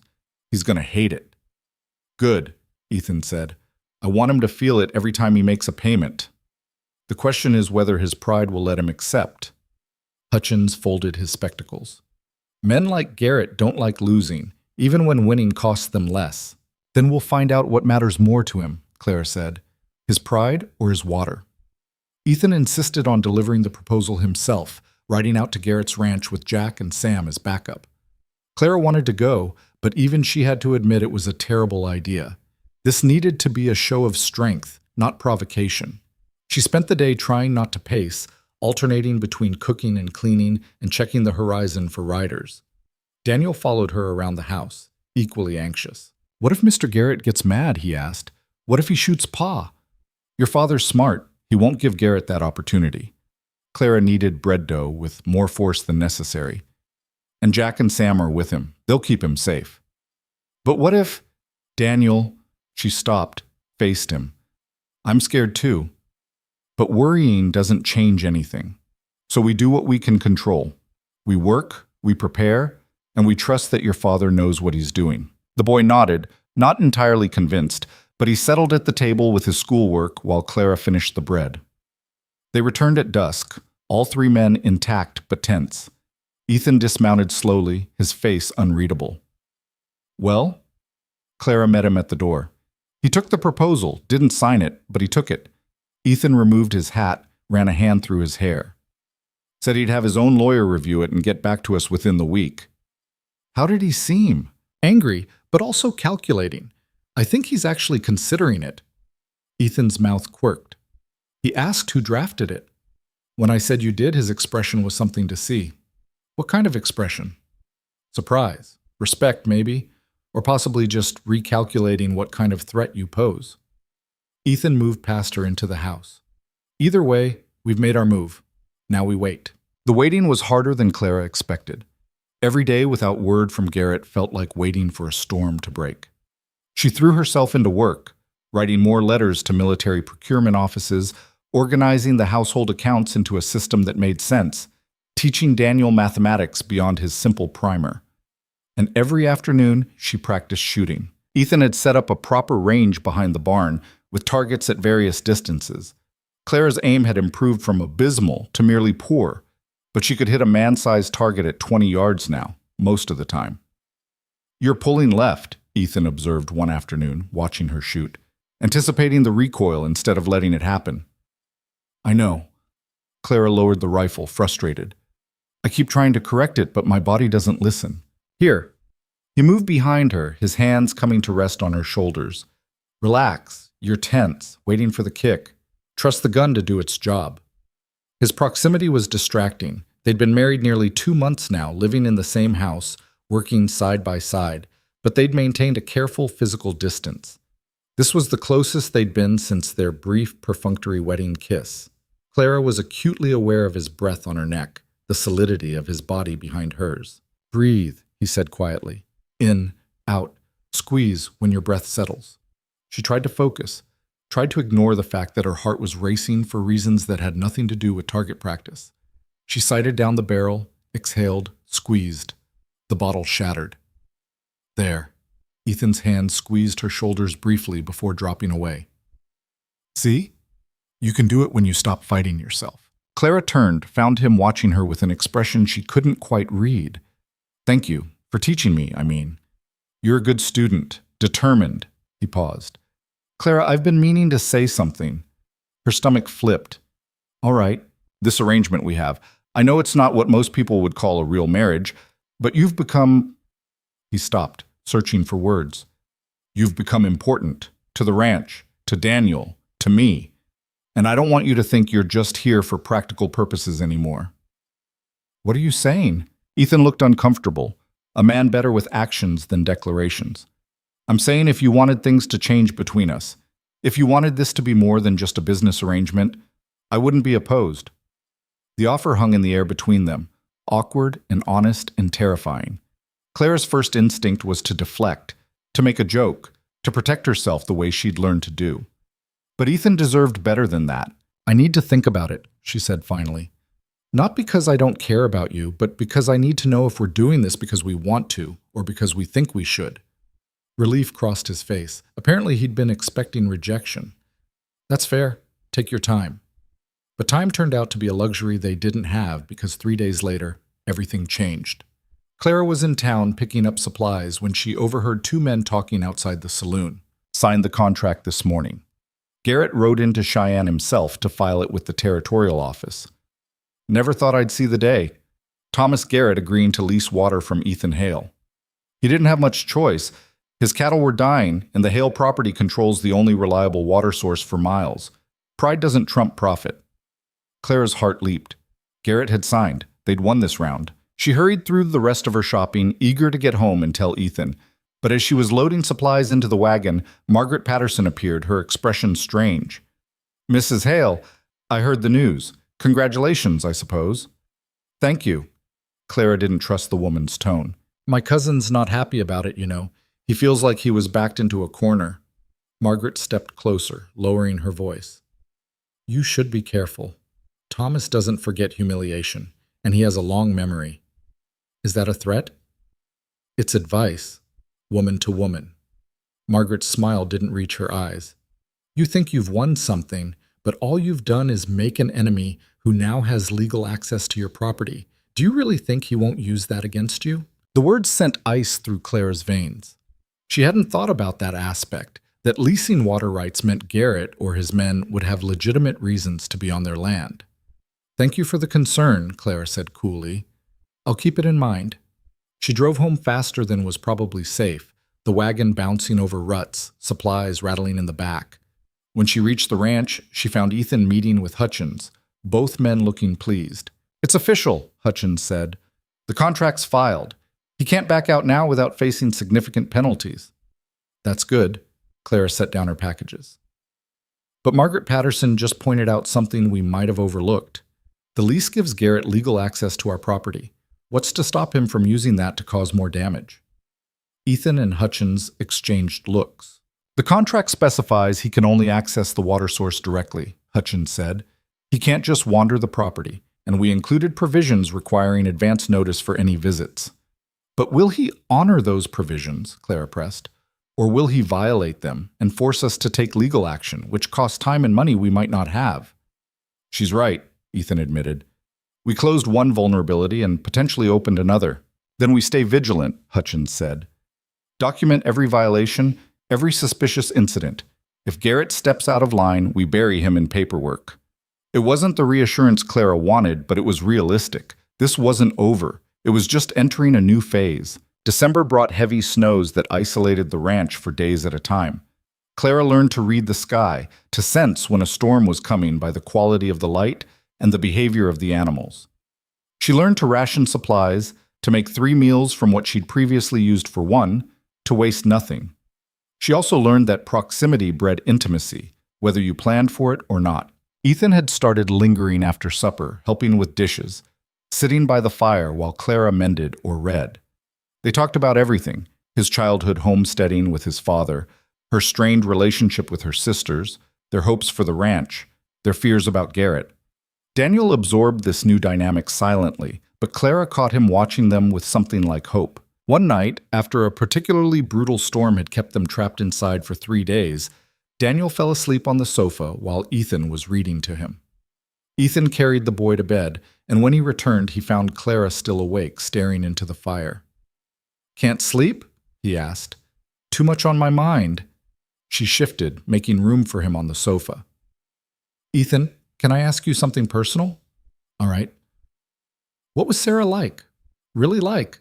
Not the idealized version people talk about." He was quiet for so long Clara thought he wouldn't answer. Then, "She was strong, practical. She loved this land almost as much as I did. But she was also stubborn, quick to anger, and terrible at admitting when she was wrong." A faint smile crossed his face. "We fought constantly the first year we were married, about everything: how to run the house, how to manage money, whether to expand the herd or focus on horses. What changed? We learned to fight better, to listen more, to recognize that being partners meant accepting that neither of us was always right." He looked at Clara. "Why are you asking?" "Because I need to know if you're comparing me to her, if I'm falling short of some standard I can't see." "You're not." Ethan shifted to face her fully. "Clara, you and Sarah are completely different people. She grew up on a ranch, knew this life from birth. You came from the city, learned everything from scratch. She was soft-spoken and gentle until crossed, then she'd tear your head off. You're direct from the start, no pretense. She needed people around her, hated being alone. You're comfortable with solitude." "So I'm nothing like her?" "No, but that's not a bad thing." His hand found hers, rough and warm. "I loved Sarah. I won't pretend otherwise. But loving her doesn't mean I can't—" He stopped, the words catching. Can't what? Care about you, differently, but just as real. Clara's breath caught. This was it. The moment she'd been circling around for weeks. The point where their arrangement could become something more, or could stay safely practical forever. I think about you, she admitted quietly. More than I should, probably. When you're out working, I worry. When you come home, I feel relieved. When you smile at something I've done, it matters to me. More than it should for a business arrangement. Ethan's thumb traced circles on her palm. So what do we do about it? I don't know. I'm not... Clara struggled for honesty. I'm not good at this. At romance or seduction or whatever this is supposed to be. My sisters were the beautiful ones, the ones men wanted. I'm just... Stop. His free hand cupped her face, gentle but firm. I'm going to say this once, and I need you to hear it. You are not plain. You are not second best. You are not whatever your sisters convinced you that you were. To me, you're the woman who crossed half a continent on faith alone, who learned to shoot despite being terrified, who faced down Margaret Patterson without flinching, who makes my son laugh and my ranch run better and my life feel less empty.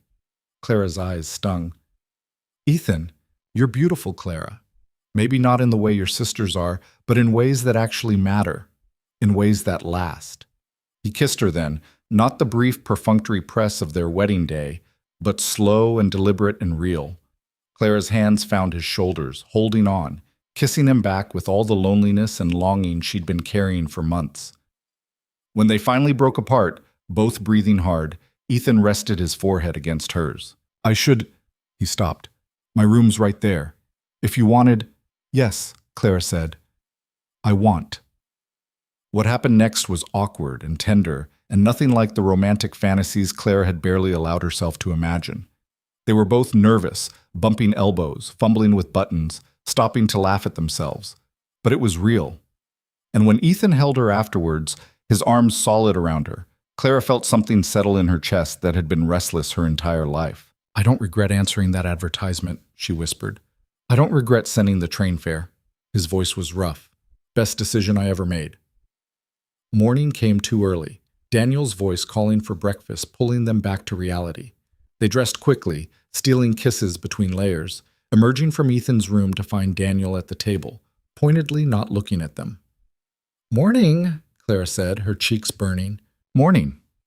Daniel kept his eyes on his slate. Then, so quietly she almost missed it. I'm glad you're happy. The simplicity of it nearly broke her. Me too, she managed. Life found a new rhythm after that. Clara moved into Ethan's room officially, though she kept her clothes in Daniel's room to maintain some appearance of propriety for the boys' sake. Their partnership deepened, became something richer, though they were still learning each other in fits and starts. But the peace was fragile, and Garrett shattered it on a frozen January morning. Clara was hanging laundry when she heard shouting from the south pasture. She dropped the sheet, grabbed the rifle she'd learned to keep close, and ran toward the sound. She found Ethan and Henry confronting 3 of Garrett's men near the creek, all of them armed, all of them tense. Contract says advance notice, Ethan was saying, his voice deadly calm. You don't just show up and start diverting water. Contract says we have access to the water source. One of Garrett's men shot back. We're accessing it.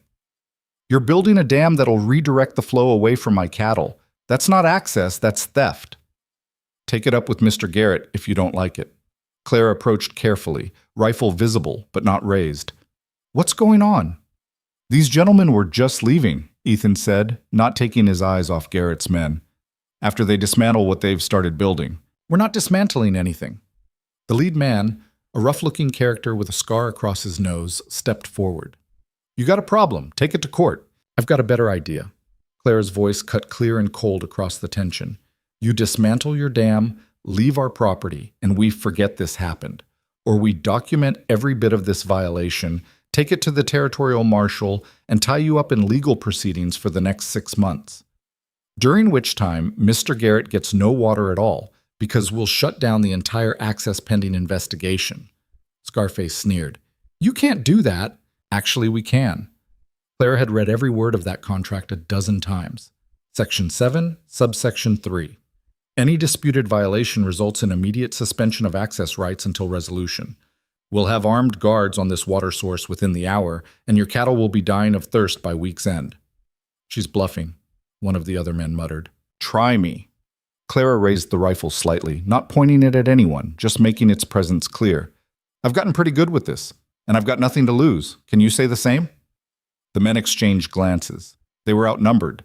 Sam and Jack had appeared behind Ethan, also armed, and they knew Clara was right about the contract. "We're reporting this to Mr. Garrett," Scarface finally said. "Please do, and tell him his cousin Margaret says hello. We had an interesting conversation about his long memory." Clara smiled without warmth. "Turns out I have one too." They left, muttering threats, but they left. Ethan waited until they were out of sight before turning to Clara. "That was reckless. That was necessary." She lowered the rifle, adrenaline making her hands shake. "They were testing us, seeing if we'd actually enforce the contract terms. If we'd backed down, it would have been open season." "She's right," Henry said grudgingly. "They'll go back and tell Garrett you've got teeth. Might make him think twice. Or it might make him escalate." Ethan's jaw was tight. "Clara, you can't put yourself in danger like that." "I'm already in danger. We all are." She met his eyes. "That's what being a partner means. Sharing the risk, not just the reward." He stared at her for a long moment, then pulled her close, rifle and all, and kissed her hard enough to bruise. "You're going to give me gray hair. You already have gray hair. More gray hair then." But the incident weighed on Clara as they walked back to the house. They'd won this confrontation, but Margaret's warning echoed in her mind.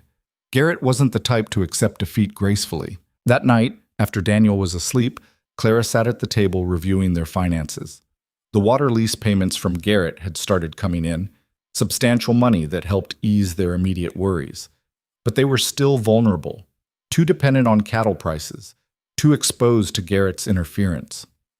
"We need to diversify faster," she told Ethan. "The Army contracts are good, but they won't start until spring. We need other income sources now." "Like what?" Clara thought about it, about everything she'd learned about ranch life, about the resources they had.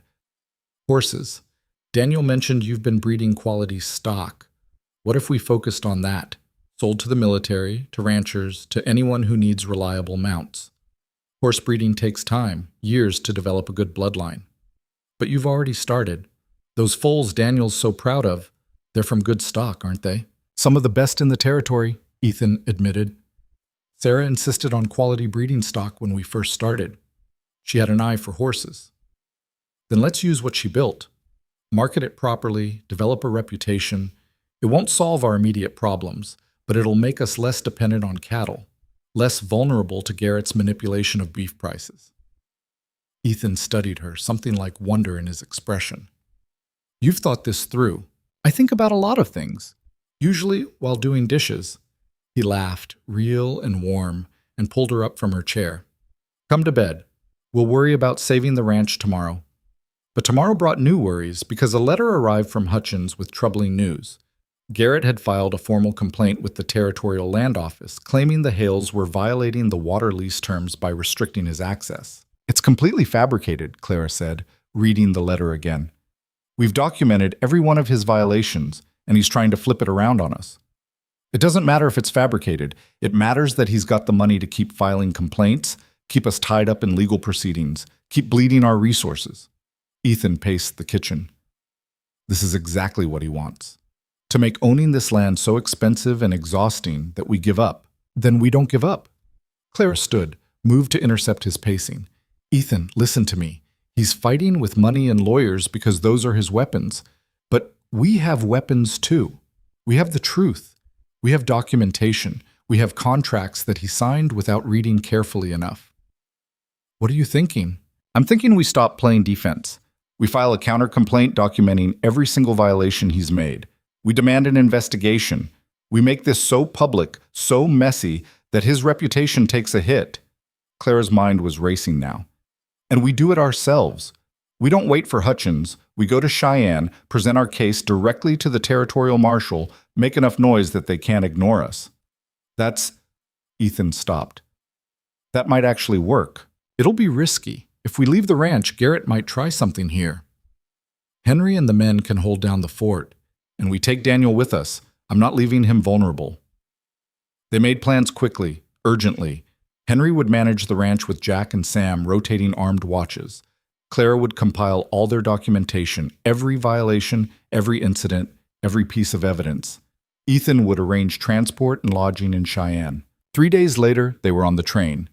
Daniel pressed against the window, watching the landscape roll past. Clara clutching a leather case full of carefully organized documents. Cheyenne was bigger than Silver Creek, but still rough around the edges, a territorial capital trying to pretend it was cosmopolitan. Clara felt oddly calm as they checked into a modest hotel, as Ethan arranged a meeting with Marshall Crawford for the next morning. That night, lying in an unfamiliar bed with Ethan beside her and Daniel asleep on a cot across the room, Clara allowed herself to hope. They'd come so far from that first awkward meeting at the train station. They'd built something real, something worth fighting for. And tomorrow, they'd fight. Marshall Crawford turned out to be a weathered man in his 50s with sharp eyes and no patience for nonsense. He listened to their case for 2 hours, examining documents, asking pointed questions, making notes. "This Garrett," he said finally, "he's got political connections, money, influence." Clara's heart sank. "Does that matter? Legally? No. Practically?" Crawford leaned back in his chair. "Yeah, it matters. But it doesn't mean he gets to break the law with impunity. I'll open an investigation, send someone to inspect your property, and verify these violations." "When?" Ethan pressed. "Within the month. Maybe sooner if I can spare the manpower." Crawford's expression was grim. "But I'll warn you, this won't be easy. Garrett's got lawyers who'll fight every finding, every citation. You're in for a long battle." "We know," Clara said, "but we're not backing down." "Good."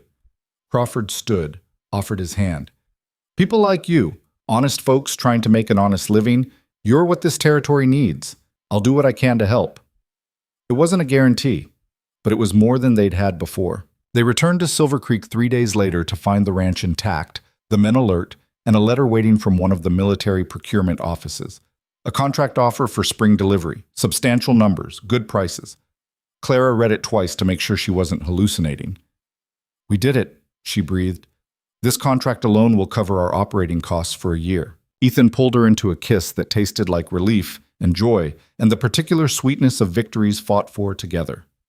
Daniel whooped, dancing around the kitchen, and even Henry allowed himself a rare smile. But the celebration was tempered by reality. They'd won a battle, secured some breathing room. But the war with Garrett was far from over. Clara lay awake that night, listening to Ethan's steady breathing, feeling the warmth of his body beside her. 6 months ago, she'd been invisible, unwanted, suffocating in a life that had no place for her. Now she was essential, loved, fighting for something that mattered. The journey wasn't over. There would be more confrontations with Garrett, more challenges, more moments when everything hung in the balance. But Clara Bennett Hale had learned something important. She was strong enough for whatever came next. Spring came late that year, the snow lingering through March before finally surrendering to mud and the first brave shoots of grass. Clara stood on the porch watching the thaw, her hand resting unconsciously on her stomach where new life had just begun to make itself known. She hadn't told Ethan yet, hadn't told anyone. The pregnancy was barely 6 weeks along, and she wanted to be certain before raising hopes that might be crushed. She'd seen enough women lose babies in those early months to know that silence was safer than celebration. But the knowledge sat warm inside her, a secret she carried through morning sickness disguised as cooking smells bothering her. Through exhaustion, she blamed on the relentless work of preparing for spring calving and the military contract delivery. Marshall Crawford had made good on his promise.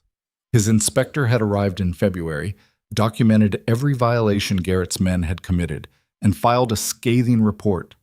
The Territorial Land Office had imposed fines and restrictions on Garrett's water access, tightening the terms until they were almost punitive. Garrett had responded exactly as Clara predicted, with lawyers, appeals, and increasingly desperate legal maneuvers.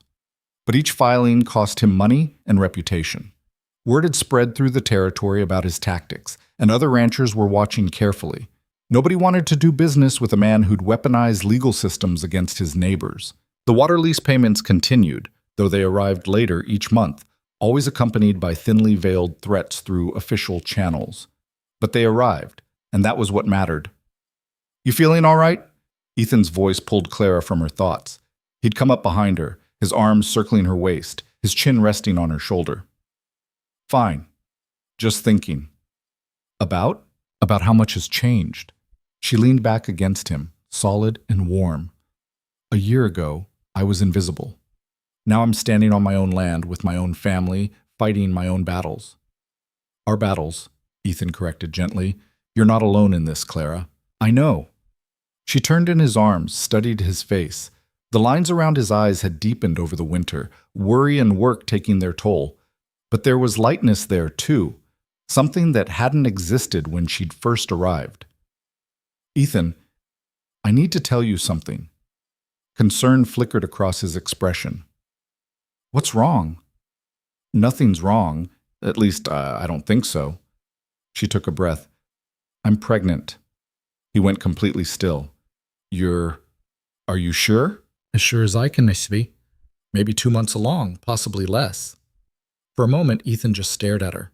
Then his face split into a grin so wide it transformed him, made him look years younger. He lifted her off her feet, spinning her once before setting her down carefully, like she might break. We're having a baby. Wonder filled his voice. Clara, He stopped, overcome. Are you happy? She asked, needing to hear it. Happy doesn't cover it. He cupped her face in his hands, kissed her with a tenderness that made her throat tight. You've given me so much already, and now this. Daniel appeared in the doorway, rubbing sleep from his eyes. What's all the noise about? Ethan and Clara exchanged glances. They'd planned to wait, to be cautious, but Daniel deserved to know. Come here, son. Ethan pulled the boy close. Clara's going to have a baby. You're going to be a big brother. Daniel's eyes went wide. Really? When? Probably around October, Clara said. But it's early still, so we need to be careful, not tell too many people yet. Can I tell the foals? Daniel asked seriously. They won't spread it around. Clara laughed despite the tears threatening. Yes, you can tell the foals. He ran off, shouting excitedly, and Ethan pulled Clara close again. October, right when the first snow usually hits. I know, terrible timing. Perfect timing, he corrected. Everything about you has been perfect timing, even when it seemed impossible. The news stayed contained for about a week before Henry figured it out, watching Clara refuse coffee one morning and turn green at the smell of bacon. He didn't say anything, just started making sure she had a chair nearby when she worked, bringing her water without being asked, taking on tasks that required heavy lifting. The other men followed his lead, and Clara realized with some amusement that she now had 4 overprotective guardians instead of 1. But the pregnancy complicated their situation in ways she hadn't fully considered. The military contract required delivery in May, 200 head of cattle driven to the rail station in Cheyenne, a journey that would take Ethan and most of his men away from the ranch for nearly 2 weeks. I don't like leaving you here alone, Ethan said as they planned the drive. Not with Garrett still causing trouble, and not with you pregnant. I won't be alone. Henry will stay, and Sam, if we can spare him. Clara ran numbers in the ledger, calculating profits against expenses. Besides, I'll hardly be showing yet. I can manage. It's not about managing, it's about safety. Ethan. She set down her pen, met his eyes. We can't put our lives on hold because Garrett's a threat. We have to keep moving forward, keep building. That's how we win, by refusing to let fear stop us. He was quiet for a long moment. You've gotten braver since you arrived. No, I've just stopped hiding how brave I always was. The cattle drive departed on a cool May morning, 200 head of their best stock, with Ethan, Jack, and 4 hired drovers managing the herd. Clara watched them leave from the porch, Daniel beside her, both waving until the dust cloud disappeared over the horizon. Then she turned to Henry. All right, let's get to work. The first few days passed peacefully. Clara managed the household, kept up with correspondence, helped Daniel with his schoolwork. Sam rode the property lines twice daily, checking for trouble. Henry handled the remaining livestock and maintenance. It was almost boring, which should have been Clara's first warning. The trouble came on the 4th night, announced by Sam racing his horse back to the ranch, shouting for Henry before he'd even dismounted. Fire, he yelled. North pasture, near the tree line, spreading fast. Clara's blood went cold. Fire and dry spring grass could destroy everything. pastures, buildings, livestock. And with most of their men gone, they had limited ability to fight it. How bad? Henry was already moving, grabbing equipment. Bad enough. We need every hand. Sam looked at Clara. Ma'am, you should take Daniel and head to the Johnsons. This could get dangerous. No. Clara was already tying back her hair, her mind racing. You need every person you can get. Daniel, go to the Johnsons and tell them we need help. Tell them to bring buckets, shovels, anything that can fight fire. But go, now! He ran and Clara turned to the men. What do you need me to do? They fought the fire for 6 hours. Clara had never experienced anything like it. The heat, the smoke, the constant desperate work of beating back flames and digging fire breaks. Her arms ached, her lungs burned, and fear sat like ice in her stomach the entire time. Fear for the baby, fear for the ranch, fear that Garrett had finally found a way to destroy them. Because this was no accident, Sam had found evidence near the fire's origin, boot prints, the smell of kerosene. Someone had set this deliberately, waiting until Ethan was gone and their defenses were weakest. The Johnsons arrived with 3 neighbors, and together they managed to contain the blaze before it reached the main buildings. But the damage was extensive. 20 acres of prime grazing land burned to ash, several sections of fence destroyed, and 2 calves lost to the smoke and confusion. Clara stood in the gray dawn light, covered in soot and ash, surveying the destruction. Anger burned hotter than the fire had, clean and sharp and focused. This was Garrett, she said flatly. We can't prove it, Henry cautioned, but yeah, I'd bet my life on it.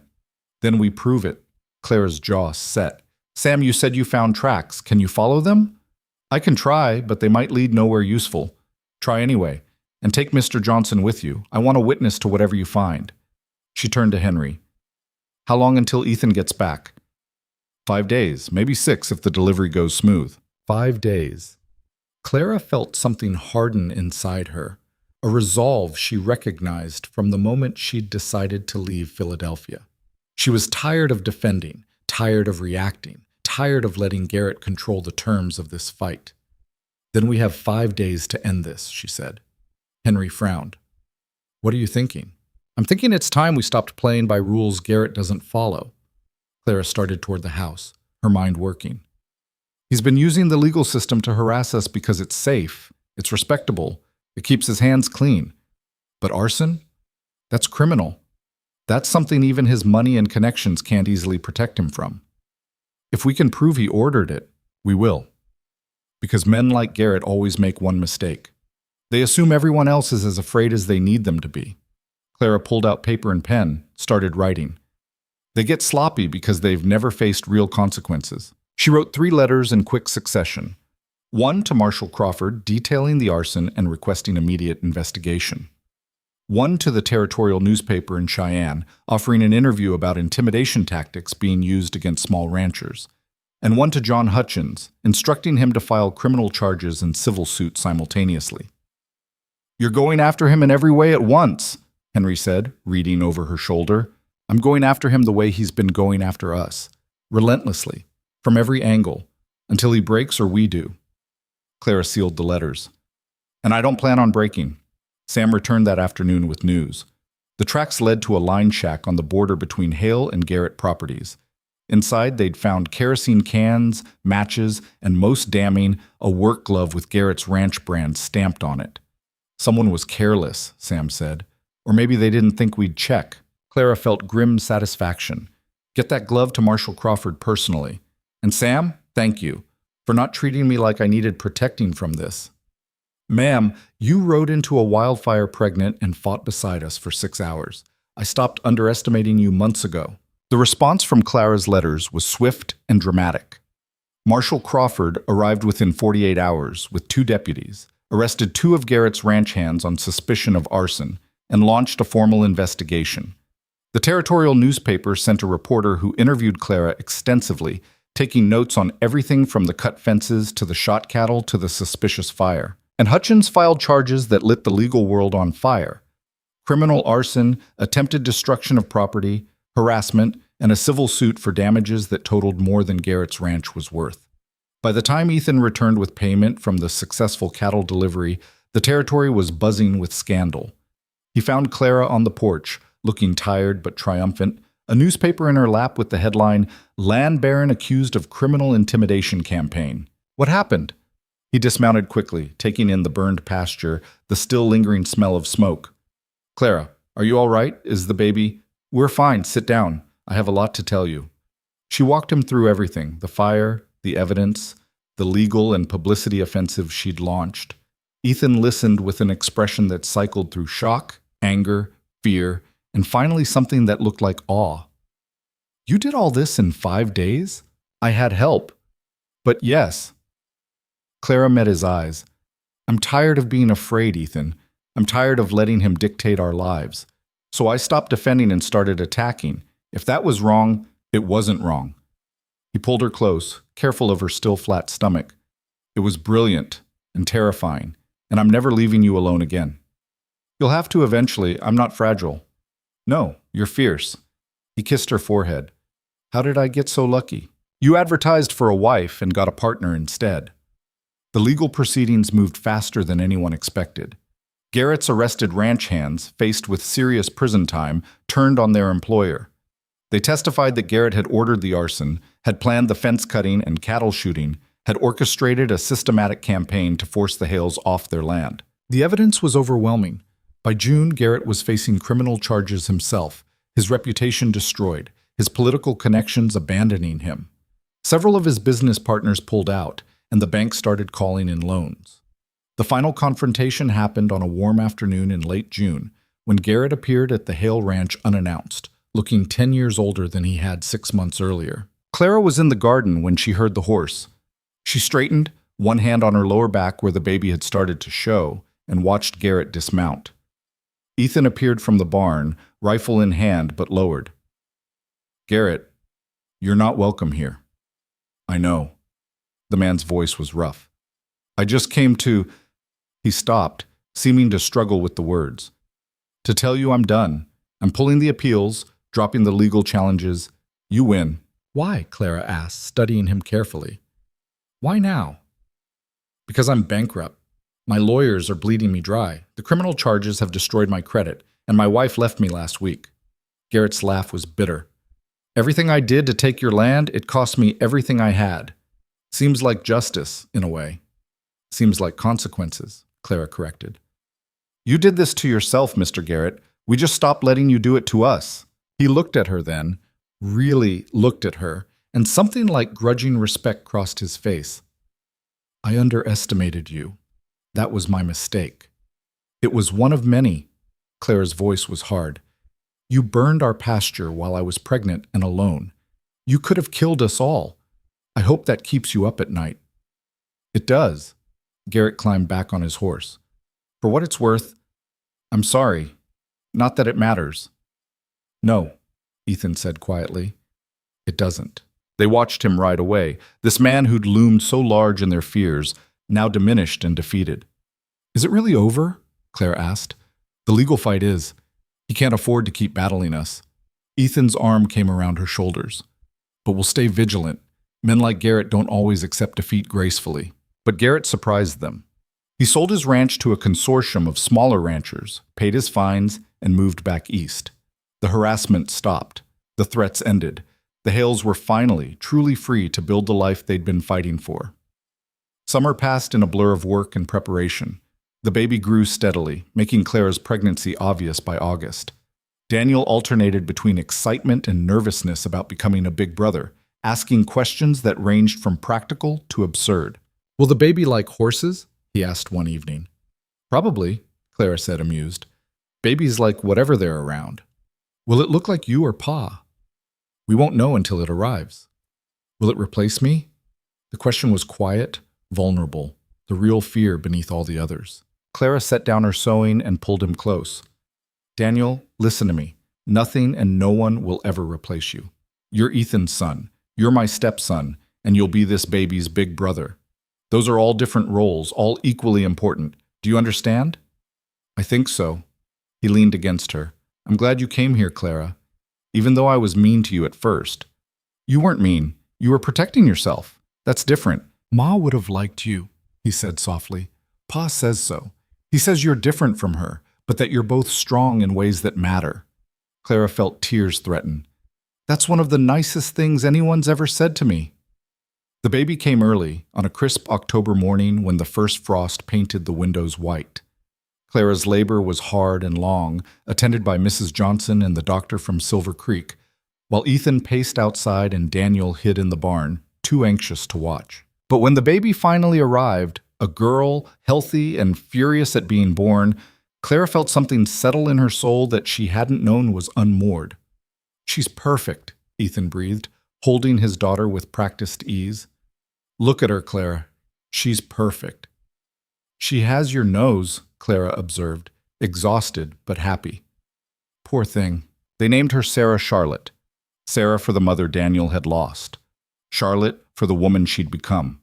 It felt right, honoring the past while building the future. Daniel crept in hours later, terrified and fascinated. "She's so small." "You were this small once," Ethan told him. "Can I hold her?" Clara helped position the baby in Daniel's careful arms, watched his expression transform from fear to wonder to fierce protectiveness. "I'm going to teach her everything," he declared. "How to ride, how to throw stones, how to not be scared of cows." "Sounds like a good plan," Clara said softly. Winter came gently that year, as if the land itself was offering respite after so much struggle. The ranch thrived under the military contracts. The horse breeding program began showing real promise, and the water lease revenue continued to flow from the new owners of Garrett's former property, ranchers who honored their agreements and caused no trouble. Clara healed slowly from the birth, learning to be a mother while still being a wife, a stepmother, a ranch manager. It was exhausting and overwhelming and more fulfilling than anything she'd experienced. One evening in December, after both children were asleep, Clara stood at the window watching snow fall. Ethan came to stand beside her, his arm around her waist. "What are you thinking about?" he asked. "About a year and a half ago. Standing at a train station in Philadelphia, terrified, with everything I owned in one carpet bag, wondering if I was making the worst mistake of my life. And now? Now I know it was the best decision I ever made." She turned to face him. "Ethan, I need to tell you something. I should have said it months ago, but I was afraid." Concern crossed his face. "What is it?" "I love you." The words came out simple and true. "Not because you saved me or gave me a home, but because you see me. Really see me for who I am, not who I'm supposed to be. You make me want to be braver, stronger, better. And I love you for it." His expression softened into something that made her breath catch. "I love you too. I have for a while now, but I didn't want to pressure you, didn't want you to feel like you owed me that. I don't owe you anything. I choose this. I choose you. Every day I choose this life we're building." He kissed her then, deep and slow and full of promise. When they finally broke apart, both were smiling. "My sisters wrote me a letter last month," Clara said, retrieving it from the desk. "Want to hear it?" "Do I?" "Probably not, but it's entertaining." She unfolded the paper, read aloud. "Dear Clara, we hope this letter finds you well. We were shocked to learn of your marriage and subsequent—" She paused. "They used the word propagation, which is delightful." Ethan snorted. "We always knew you were resourceful, but to have secured such a successful match is remarkable. Margaret has married a banker, and Lily is engaged to a lawyer, but neither has achieved your level of prosperity." "They think we're rich?" Ethan interrupted. "Apparently my letters made it sound that way. I may have exaggerated slightly." Claire's smile was wicked. "They want to visit next summer, see the ranch, meet you and the children." "Absolutely not." "That's what I told them." More politely, but the message was clear. She refolded the letter. "They spent my whole life making me feel worthless. They don't get to show up now that I've built something and claim credit or connection." "Good." Ethan pulled her close again. "You don't need them. You never did." "I know that now. Took me 26 years and a few thousand miles, but I figured it out." Spring came again, bringing green grass and new calves, and the particular joy of watching Daniel teach his baby sister how to recognize different horse breeds, even though she was barely 6 months old and had no idea what he was saying. Clara stood on the porch, the same porch where she'd first stepped down from Ethan's wagon, nervous and uncertain, and marveled at how much had changed. The ranch was thriving.